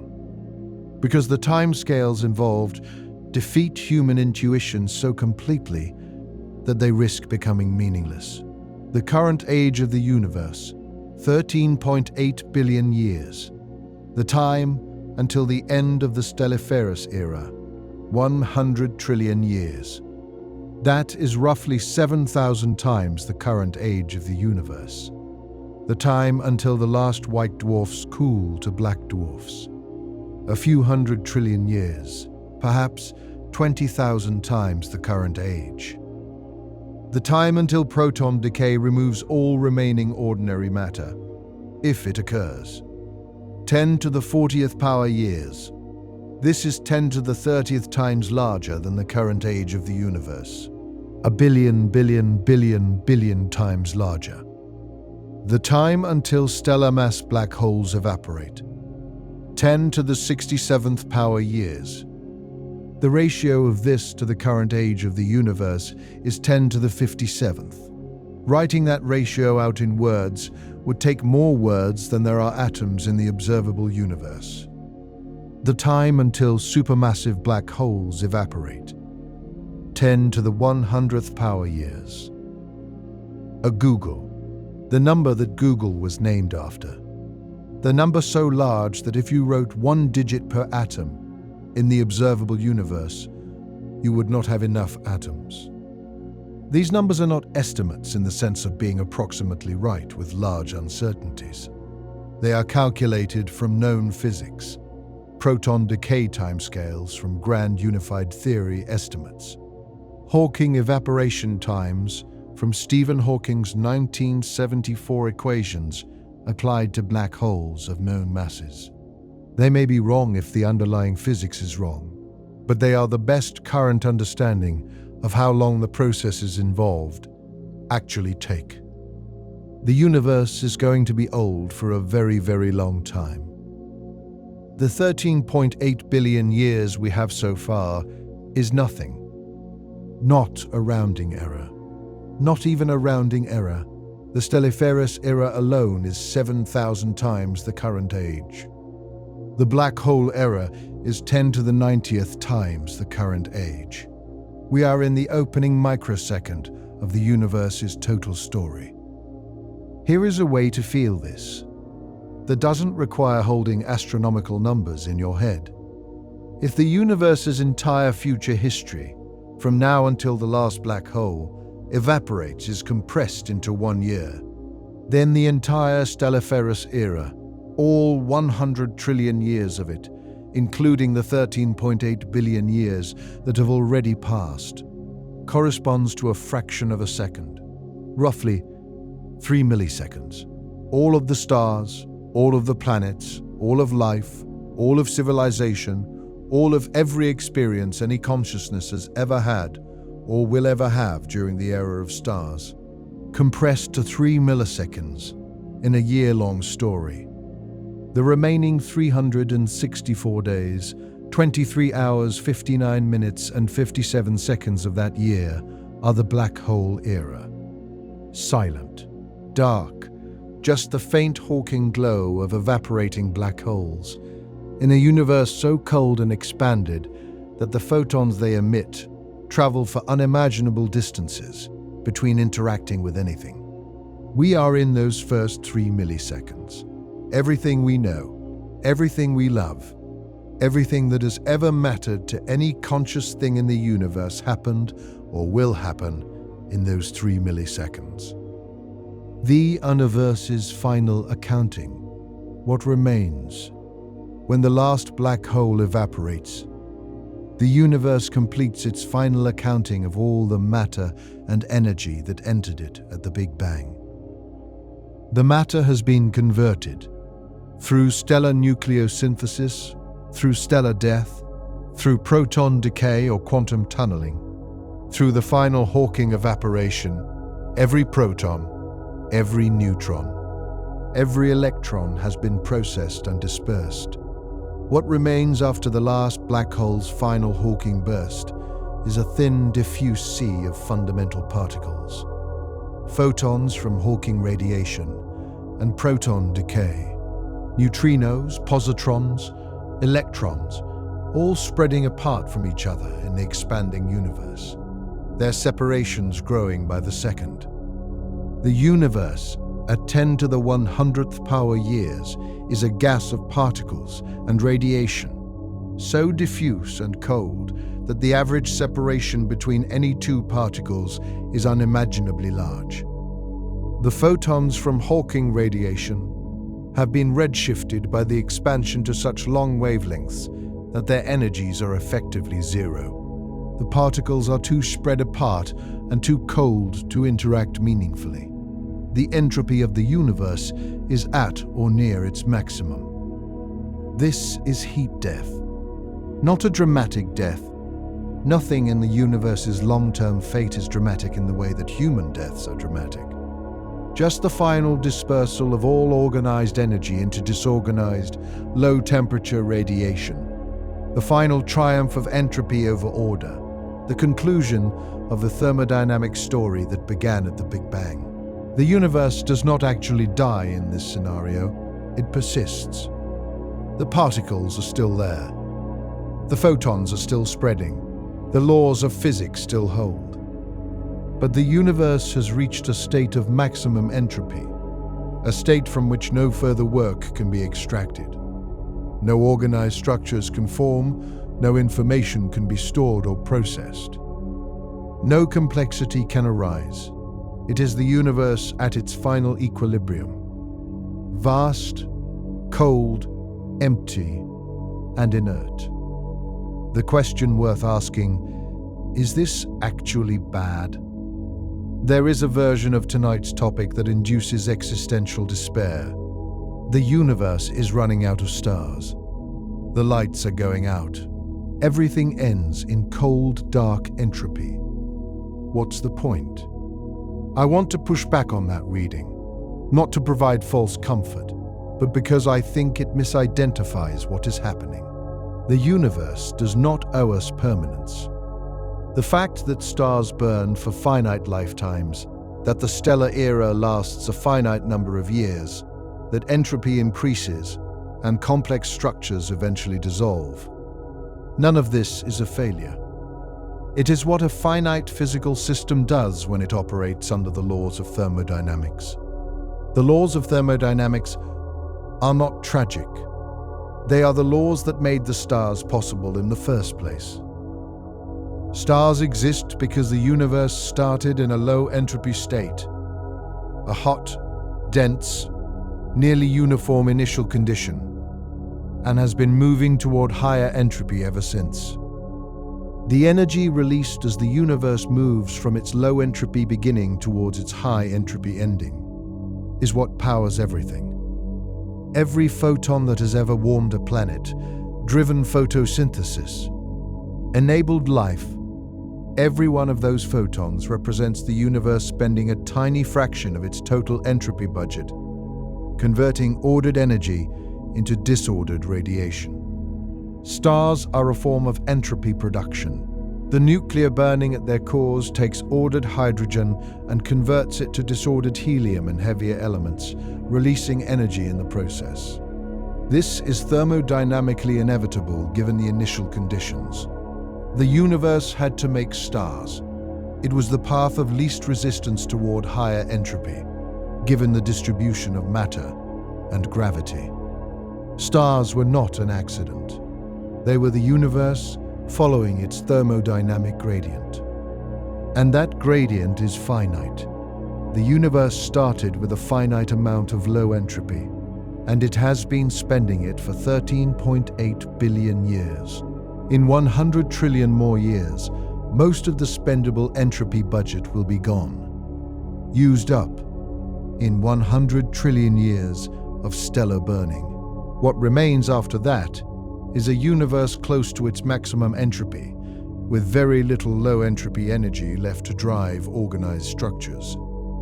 This is not the universe failing. It is the universe succeeding, completing the process it was set up to complete by its initial conditions.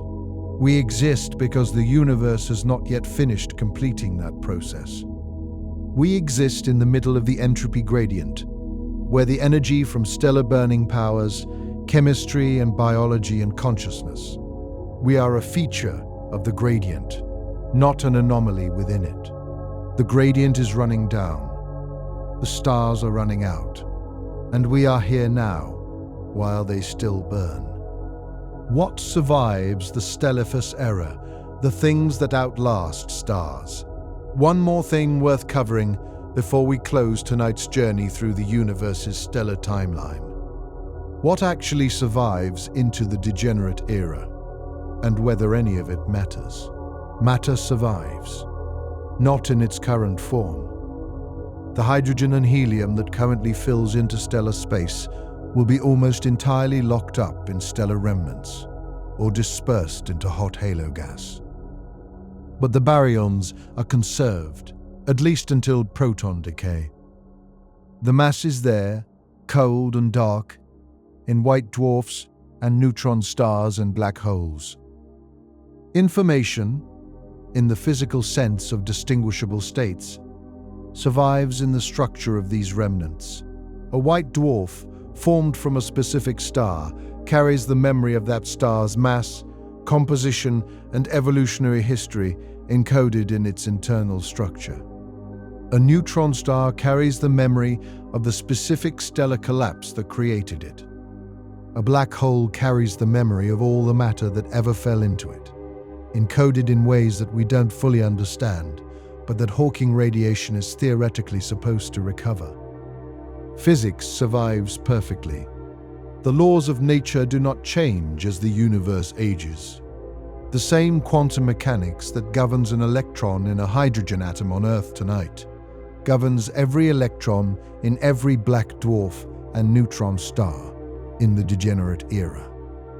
The same general relativity that describes the curvature of space-time around Earth describes the space-time around black holes, evaporating at 10 to the 100th years. The laws are the same. The universe operates by the same rules at every epoch. Mathematics survives. This sounds like a platitude, but it is genuinely true in a way worth stating. The mathematical structure of reality, the relationships between physical quantities, the theorems of geometry and algebra, the patterns of prime numbers, these do not change with the death of stars. They are not written in matter. They are the structure that matter obeys. When the last star dies and the last black hole evaporates, the mathematical relationships that describe them remain. Pi is still pi. The equations of general relativity still hold. The universe, in its final cold, dark state, is still subject to the same mathematical structure that it always was. This is not a comfort in the biological sense. Mathematics doesn't warm you or feed you. But it is worth noting that the most permanent thing in the universe is not matter, not energy, not structure. It is the mathematical pattern that all of these obey. Stars burn according to the equations of nuclear physics. They die according to the equations of stellar evolution. Their remnants cool according to thermodynamics. And when everything is gone, the equations remain, ready to describe any other universe that might arise. Whether anything conscious survives long enough to witness the Degenerate Era is genuinely unknown. The physical constraints are severe. Biology as we know it requires specific energy gradients, specific temperature ranges, specific chemical conditions. All of these become progressively harder to maintain as the stellar era ends. But consciousness is not necessarily biological. A sufficiently advanced civilization might find ways to persist in the Degenerate Era by running mental processes at lower temperatures, at slower speeds, on energy extracted from the cooling white dwarfs, the spinning down neutron stars, or the hawking radiation of black holes. These scenarios are speculative. They are also taken seriously by physicists who have thought carefully about the long-term future of intelligence in the universe. Freeman Dyson argued in 1979 that life could persist indefinitely in an open, expanding universe by reducing its activity rate as the available energy decreases, hibernating for longer and longer periods, running its cognitive processes more and more slowly to stretch the available energy across longer and longer timescales. His argument was elegant and thermodynamically sound, though subsequent work on the specific conditions of dark energy-dominated expansion has complicated it. What we can say with confidence is that the universe does not immediately become hostile to any hypothetical surviving intelligence the moment the last star dies. The transition is gradual. The Degenerate Era begins not with the shut-off of a light, but with the slow dimming of the galaxy over trillions of years.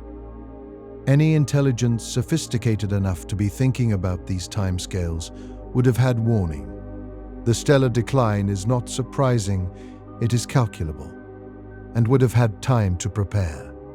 Whether they could actually prepare successfully for 10 to the 100th years of increasingly cold darkness is a different question, and it is one the universe has not yet answered. What it means to be alive now, the specific value of this moment. Here is the thing that I want to leave you with, because it is the thing that the timeline points to when you look at it from the right angle. The Stelliferous Era is 100 trillion years long. We are 13.8 billion years in. We have 86.2 trillion years of the stellar era still ahead of us. In a universe that still has gas to form stars still forming from that gas, and the warmth and light of nuclear fusion still illuminating planets and enabling chemistry. Within that 86.2 trillion years, within the time remaining in the era of stars, there will be more planets formed than currently exist, more stars born. more chemistry initiated. More biology, possibly. More consciousness, possibly. Everything that has ever happened in the universe happened in the first 13.8 billion years. There are 86.2 trillion years of the Stelliferous Era still available for things to happen in. We are impossibly early. The universe of 100 billion years from now is looking back at us the way we look back at the first cells that appeared on Earth 4 billion years ago. As the beginning, the seed, the starting point of something that will develop in ways we cannot begin to imagine. And yet, we are here now, in these specific 13.8 billion years, on this specific planet, under this specific sky. The era of stars is vast, and we are a tiny point within it. The universe does not notice us. It does not know we exist. It burns through its stellar budget without reference to anything we feel or build or understand. But we notice it. We have figured out that it is burning. We have calculated the timeline.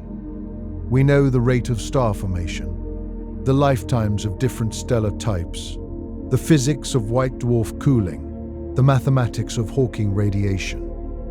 We have traced the universe's story from the Big Bang to heat death and found that it has a specific shape, specific milestones, specific physics at every stage. No other moment in the universe's history has had anything capable of doing this. The universe, at 10,000 years old, had no consciousness in it. The universe at 1 million years old had no consciousness. The universe at 1 billion years old had, at most, the very earliest tentative chemistry on the first planets, of the first stars. The universe at 13.8 billion years old has us. We are the part of the universe that knows the universe is running out of stars. That knowledge does not slow the decline. It does not change the physics. The rate of star formation will continue to drop, whether or not anyone understands it.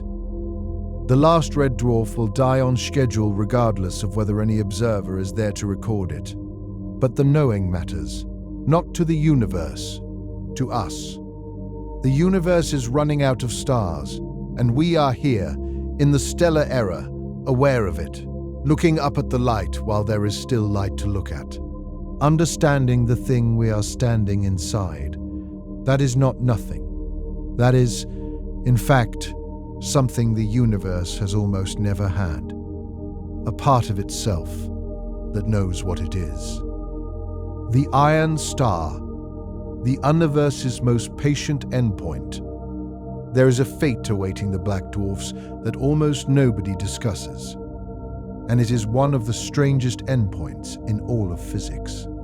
If proton decay does not occur, if protons are genuinely stable, as the Standard Model predicts, then the cold black dwarfs and neutron stars of the Degenerate Era have a different long-term fate. One that operates on timescales so extreme that even the Hawking evaporation times of black holes seem brisk by comparison. Deep inside a cold white dwarf, the nuclei of carbon and oxygen are packed into a crystalline lattice under the weight of degenerate electron pressure.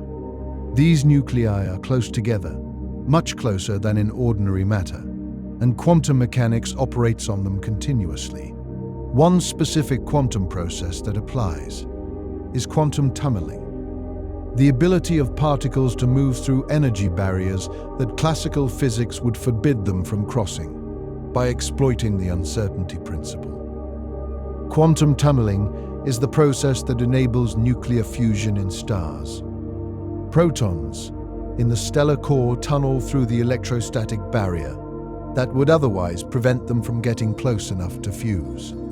In stars, the tunneling is enhanced by the high temperatures that bring nuclei into close proximity and give them enough energy to approach the barrier. In a cold black dwarf, there is no thermal energy to help, the nuclei simply sit in their lattice positions, very cold, very close together, with quantum tunneling proceeding at the slowest possible rate. But it does proceed. Over an extraordinarily long time, nuclear reactions inside a cold white dwarf can occur by pure quantum tunneling, even at near zero temperature. Carbon and oxygen nuclei can fuse, gradually, over timescales far exceeding anything in normal stellar physics.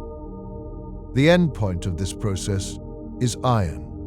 Iron, 5-6, is the most stable nucleus, the one with the highest binding energy per nucleon, the lowest possible nuclear energy for a given number of particles. Given enough time, any collection of lighter nuclei will quantum mechanically tunnel toward iron, releasing energy in tiny increments with each tunneling event. The time scale for this process in a carbon-oxygen white dwarf is approximately 10 to the 1,500th power years, not 10 to the 100, not 10 to the 67, 10 to the 1,500th. A number so large that writing it as a number of zeros would require more zeros than there are atoms in the observable universe, raised to a large power. A number that makes Google look like a rounding error. On this time scale, every black dwarf in the universe slowly converts its interior from carbon and oxygen to iron. Quantum tunneling fusion, one reaction at a time, over inconceivable eons, transforming the stellar remnants into iron stars. Cold, dark, spheres of iron 56, the most stable nuclear configuration possible. Sitting in the dark, long after every black hole has evaporated and the universe has otherwise completed every other physical process. And then the iron stars tunnel further. Below the iron 56 minimum in terms of nuclear binding energy sits actual radioactive decay, the conversion of heavier isotopes to lighter ones. But above that minimum, iron 56 is stable against further quantum processes for even longer timescales. What eventually happens to iron stars is debated. They may quantum mechanically collapse to black holes of the same mass, bypassing the classical requirement for extreme temperatures and pressures by tunneling through the energy barrier that separates a cold sphere of iron from a black hole configuration. This would happen on a time scale of roughly 10 to the 76 power years, long after the Hawking evaporation of all natural black holes, but still finite. Or they may simply remain cold iron spheres, their protons stable, their structure preserved indefinitely by the quantum mechanics of cold degenerate matter, sitting in the heat-death universe for timescales that defeat naming. The iron star is the universe's most patient outcome, not the most dramatic, not the most energetic, the most patient, the final endpoint of all the stellar burning that ever happened, all the nucleosynthesis, all the supernova scattering of elements, all the chemistry, condensed, finally, by the slowest possible quantum process, into cold iron in the dark. What the universe's star count actually means. There is a number that sits at the center of tonight's story. And I want to spend some time with it, because it is both the most important number and the one most likely to be misused. The estimated total number of stars that will ever exist in the observable universe, not just the stars that have existed so far, but all the stars from the beginning of the Stelliferous Era to its end, is approximately 10 to the 23rd power, 100 sextillion, a 1 followed by 23 zeros. For comparison, the number of stars currently estimated to exist in the observable universe is roughly 2 times 10 to the 23rd, 200 sextillion. The number of stars that will ever form in the future given the declining star formation rate, is comparable to the number that have already formed. Perhaps equal, perhaps somewhat more. The total stellar count of the universe's history is therefore roughly 10 to the 24th power, a septillion. This is the number that describes the total stellar contribution to the universe's light-producing history. Each of those stars is a sun. Many have planets. Some of those planets have conditions compatible with liquid water and complex chemistry. Some fraction of those, we don't know the fraction, have developed or will develop biology. Some smaller fraction will develop intelligence. Some even smaller fraction will ask the question that we are asking tonight. Why are the stars running out?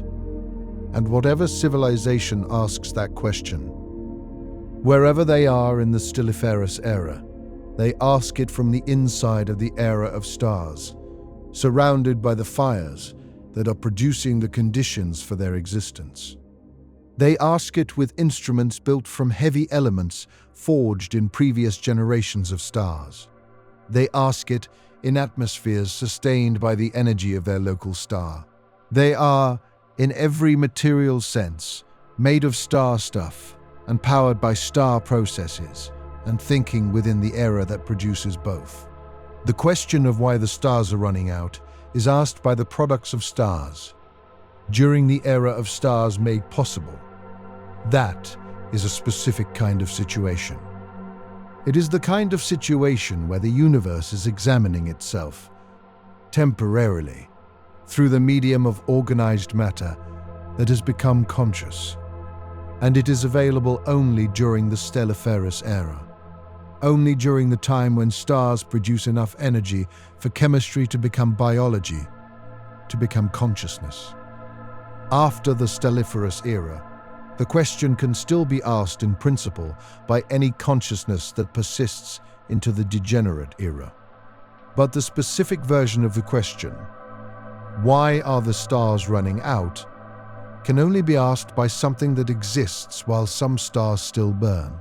Something that can look up and see both the light of the still burning stars and the darkness accumulating at the edges of the observable galaxy. We have that view, right now. Tonight.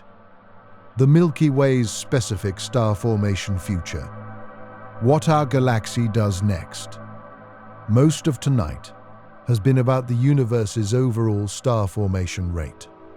Let's narrow down to the specific galaxy we live in, because the Milky Way has its own story within the larger one, and that story has some features worth knowing. The Milky Way currently forms stars at roughly 2 solar masses per year. This rate has been declining for billions of years. The Milky Way's star formation history shows a peak around 10 billion years ago, when it was forming stars perhaps 5 to 10 times faster than today.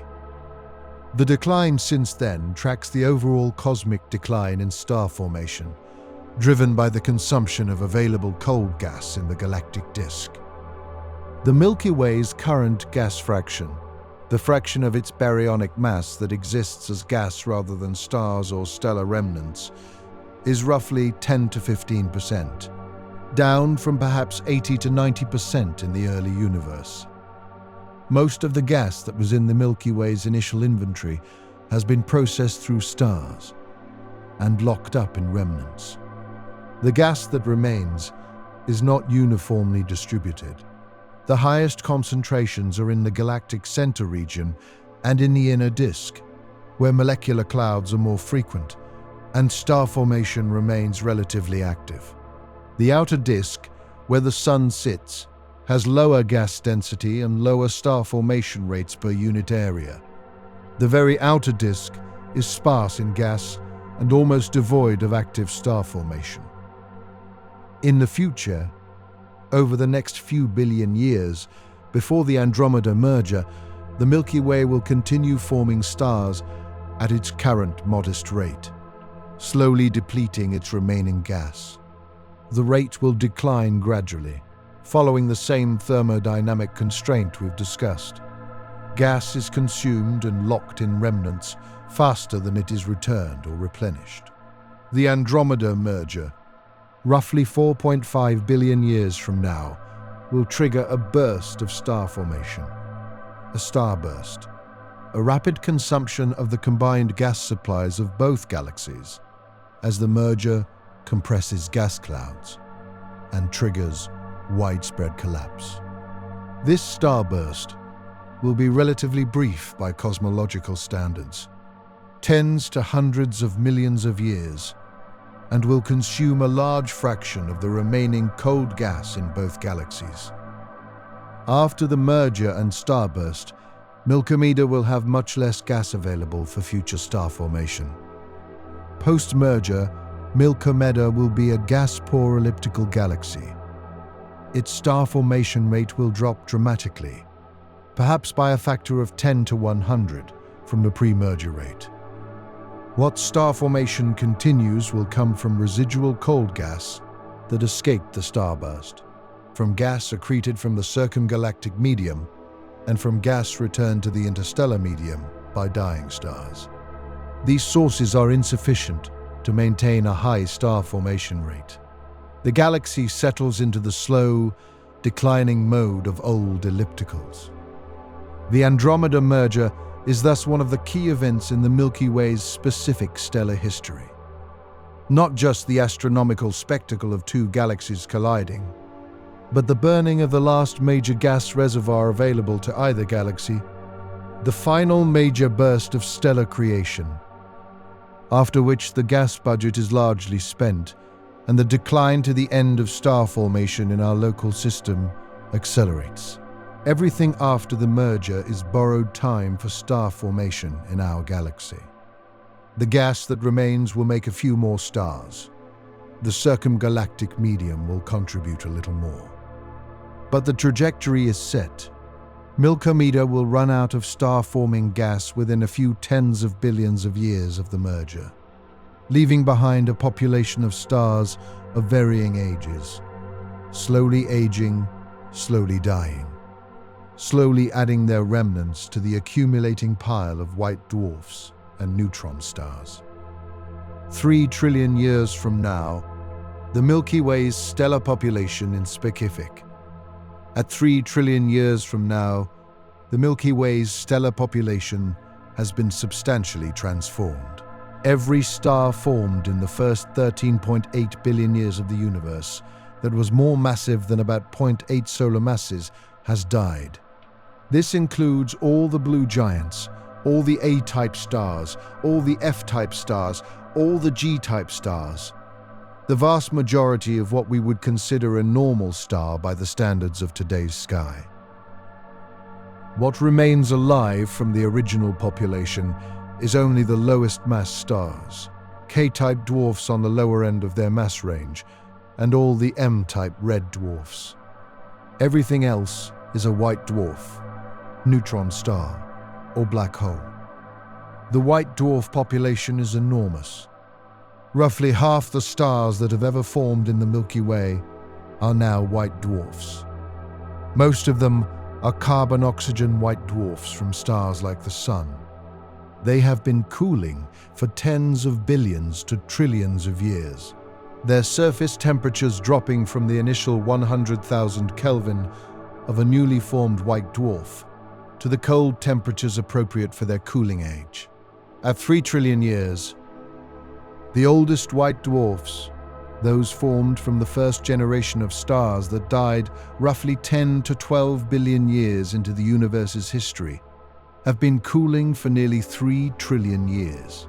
Their surface temperatures are now in the range of a few thousand Kelvin, still warm enough to glow visibly, but cool enough that their color is deep red-orange. They are not yet the cold black dwarfs they will become, but they are old by any stellar standard. The still living stars in the galaxy at 3 trillion years are almost exclusively red dwarfs. The longer-lived K-type dwarfs are dying off. Those with lifetimes of 20 to 40 billion years have long since expired, leaving only the coolest and least massive K-dwarfs alive. The M-type red dwarfs are all still alive, or nearly all. The most massive of them, those at 40 to 50% of solar mass, with lifetimes of 1 to 2 trillion years, have died in the last 2 trillion years, leaving helium white dwarfs. The smaller M-dwarfs continue burning. From a planet orbiting a red dwarf at 3 trillion years, the galaxy above is a scene of profound antiquity. The Milky Way band is gone. Milky Way is an elliptical galaxy now, and you are inside a spheroidal distribution of stars, rather than a flat disk. In the direction of the galactic center, the sky glows with the combined light of billions of stellar remnants and the remaining red dwarfs.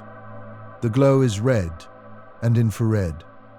No blue, no white, nothing young. The galaxy shows its age in every wavelength. The star you orbit is unchanged from what it was trillions of years earlier. Red dwarfs age slowly, their surfaces evolving over trillion-year timescales, rather than the billion-year timescales of solar-type stars. Your sun is the same dim, patient, reliable red light it has been for as long as anything on your planet can remember.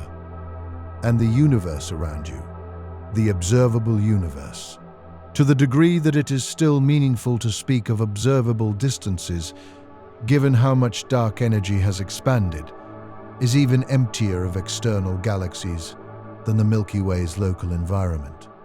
Galaxy clusters beyond the local group have been carried far beyond the cosmic horizon.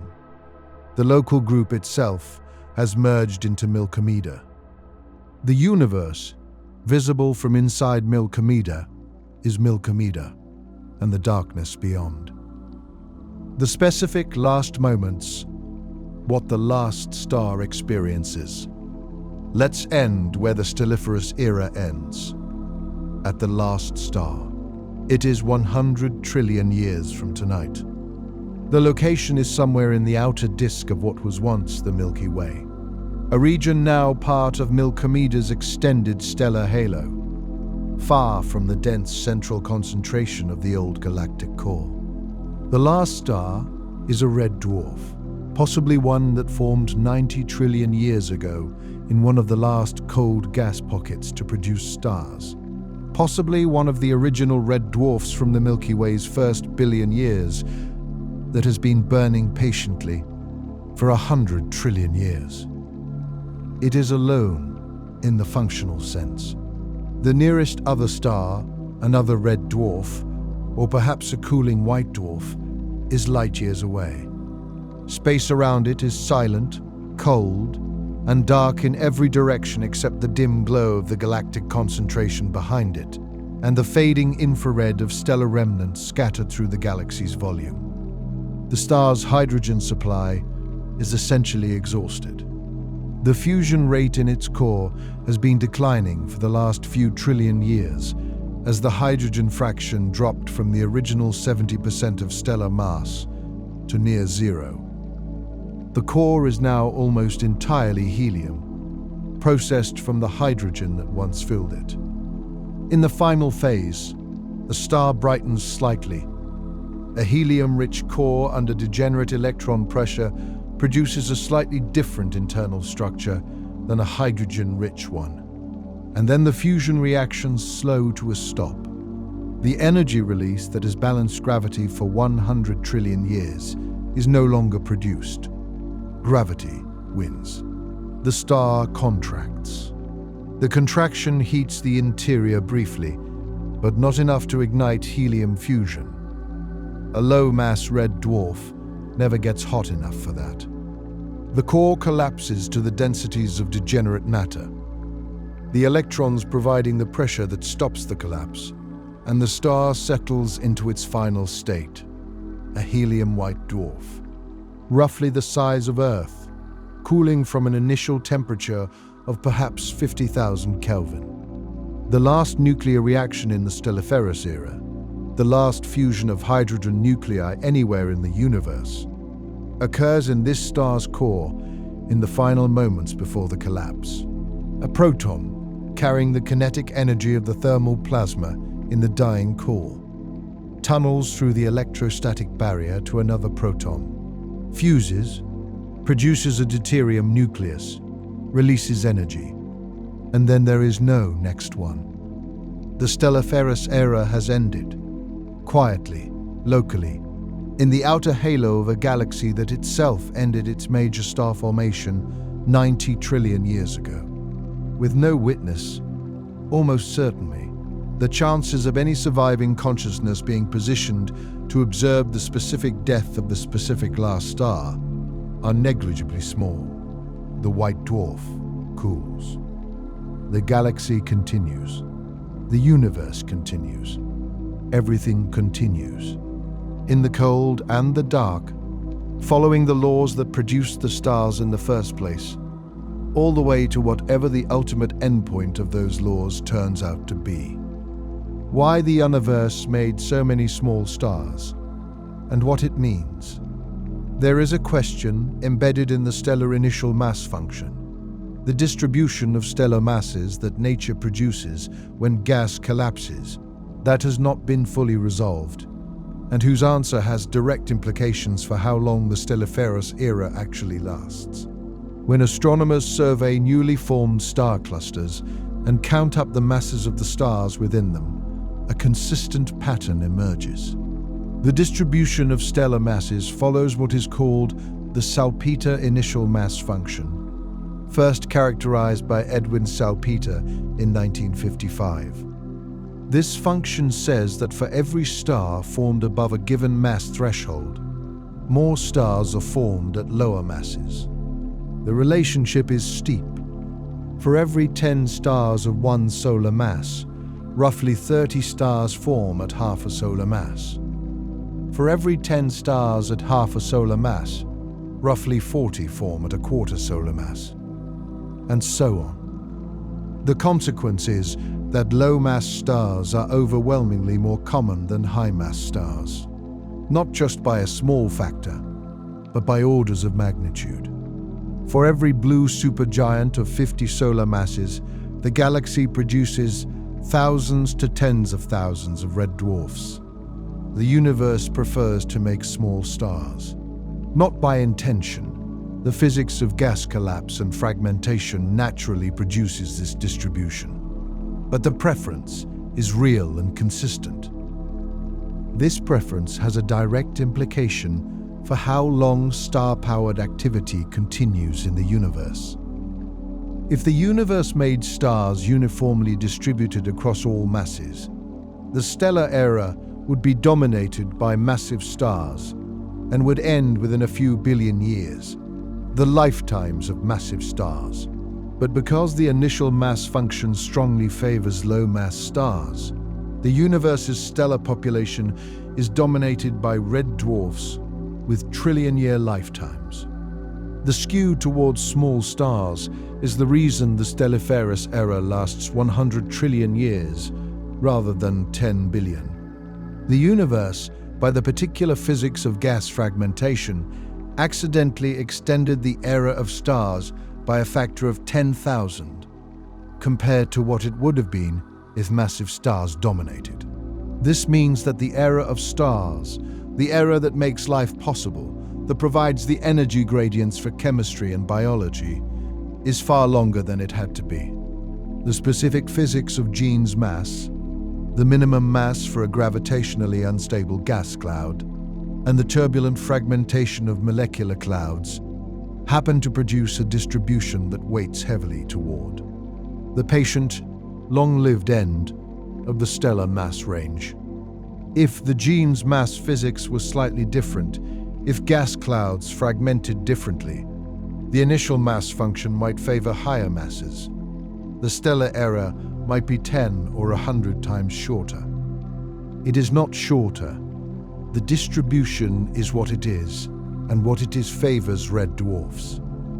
The universe has, in the most literal physical sense, maximized the duration of stellar-powered habitable conditions.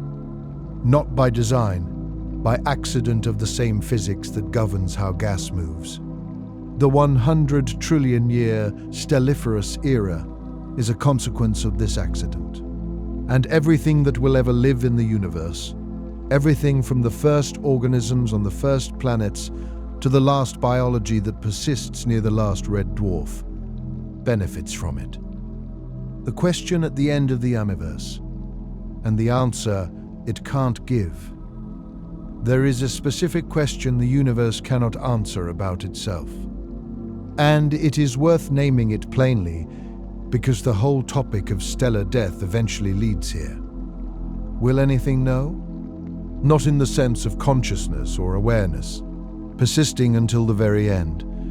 The physics makes that extraordinarily unlikely, possibly impossible.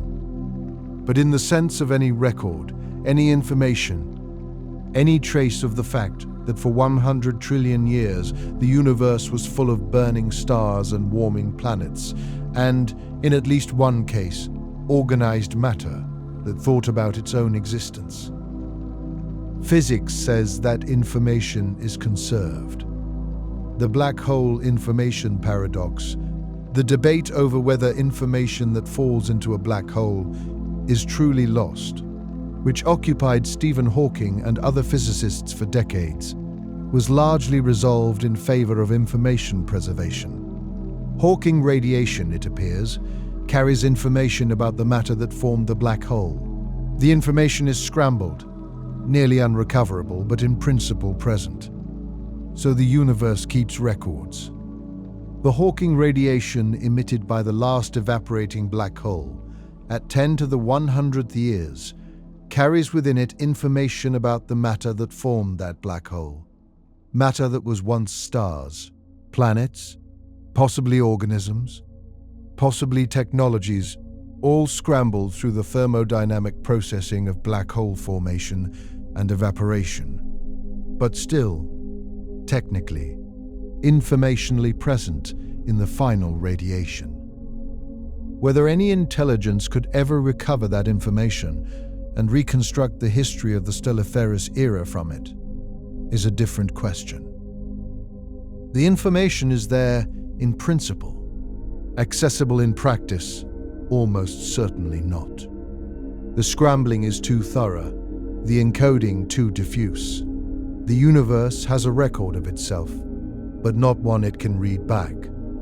This is the situation we are in right now, but in reverse. We can look at the universe and read its history. The CMB tells us about the first 380,000 years. Galaxy surveys tell us about the last 13 billion. The stellar populations around us tell us about the last few billion in detail. We have access to the universe's record because we exist at the right time with the right instruments. The record is readable now. It will become less readable as the universe ages and expands, and the light from early events redshifts to longer wavelengths, and the photons grow rarer. The universe's record of the Stelliferous Era is readable during the Stelliferous Era and for some time after. But eventually, as the black hole era continues and the last Hawking photons drift apart, the record becomes effectively inaccessible. The information is preserved by the laws of physics, but lost to any practical access. What this means is that the most complete record of the universe's stellar history, the history of every star, every planet, every organism, every civilization, is being compiled and maintained right now, during the era in which stars burn and light carries information efficiently. When the stars go out, the record becomes harder to read. When the white dwarfs cool to black dwarfs, harder still. When the black holes evaporate, the record is reduced to the information content of their Hawking radiation, scrambled and sparse. The universe is keeping its best records during the Stelliferous Era. This is the best time to look. This is the best time to observe, measure, understand. The era of stars is the era of maximum information accessibility. We are in it. The stars that are forming tonight. Specifically, let's bring it back to right now. not to 100 trillion years from now. To tonight, right now, somewhere in the Milky Way, a molecular cloud is collapsing.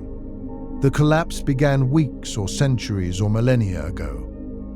Star formation is not an instantaneous process. It takes time for a cloud to contract sufficiently. But somewhere in the galaxy, the process is underway. A pocket of cold, dense gas, perhaps in the Orion Molecular Cloud Complex, perhaps in the Carina Nebula, perhaps in any of the dozens of active star-forming regions the Milky Way contains, is in the process of becoming a star. The new star will probably be a red dwarf. The stellar initial mass function says so. For every star that forms above the Sun's mass, many form below it. And the most common birth masses are in the red dwarf range. The star forming tonight in some dark molecular cloud in the Milky Way has a better than 70% probability of being a red dwarf. It will burn for trillions of years. It will, if the physics holds, outlast the Sun by a factor of 1,000. Planets forming in its protoplanetary disk right now will exist long after Earth is gone. The chemistry on those planets will have trillions of years to develop into whatever it develops into. The star being born tonight is one of 2 to 3 solar masses worth of star formation happening this year in the Milky Way. Not the most since the beginning. That was 10 billion years ago, but real, current, ongoing. The Stelliferous Era is not just a future timeline. It is happening right now, in this year, in this night. When you go outside tonight and look at the Milky Way band, that river of starlight stretching across the sky from horizon to horizon, you are looking at the combined light of 100 billion stars, many of them still actively burning. Some of them being born right now. The star forming in some dark cloud tonight will not be visible to you. It is hidden in the molecular cloud that is collapsing, to make it shielded from optical light by the gas and dust that will eventually dissipate to reveal the new star. But it is there, being born in the dark in the middle of the Stelliferous Era, adding one more unit of light to the universe's star count. That count will eventually be complete. The last star will be born. We don't know when, and we don't know which star it will be. But the count will end, and the Stelliferous Era will be fixed in its final total. Tonight's star formation is part of that total. This year's new stars are part of that total. And so is every star that has ever formed in the 13.8 billion years before tonight. The universe is building its final accounting, star by star, galaxy by galaxy, year by year. We are inside the accounting, living in it, breathing the air warmed by the star that this particular part of the accounting produced for us. The full timeline runs from 13.8 billion years to 100 trillion years to 10 to the 100th power years. Stars to white dwarfs, to iron balls in the dark, to the final Hawking photons from the last evaporating black hole. A story written in nuclear physics, played out across timescales that the human mind was not designed to hold. And in the middle of it, somewhere in the 100 trillion year Stelliferous Era, impossibly close to the beginning, are us. On a planet, under a sky full of stars, in a galaxy still making new ones at a rate of 2 solar masses per year, in a universe that peaked 10 billion years ago and is declining but hasn't reached zero. The sky above you tonight is not the last sky. It is one of the first. The era of stars is 86 trillion years from over. The stars are running out. Not tonight. Not in your lifetime. Not in the lifetime of anything you will ever know. but running out nonetheless, in the direction that physics set at the Big Bang, following the gradient from order to entropy that makes everything, including us, temporarily possible. Look up. If the sky is clear where you are, the stars are there. They are burning. They are running out. And they are beautiful. Tell us in the comments where you are tonight. Your city, your country, your part of this world, under this sky. We want to know. Sleep well.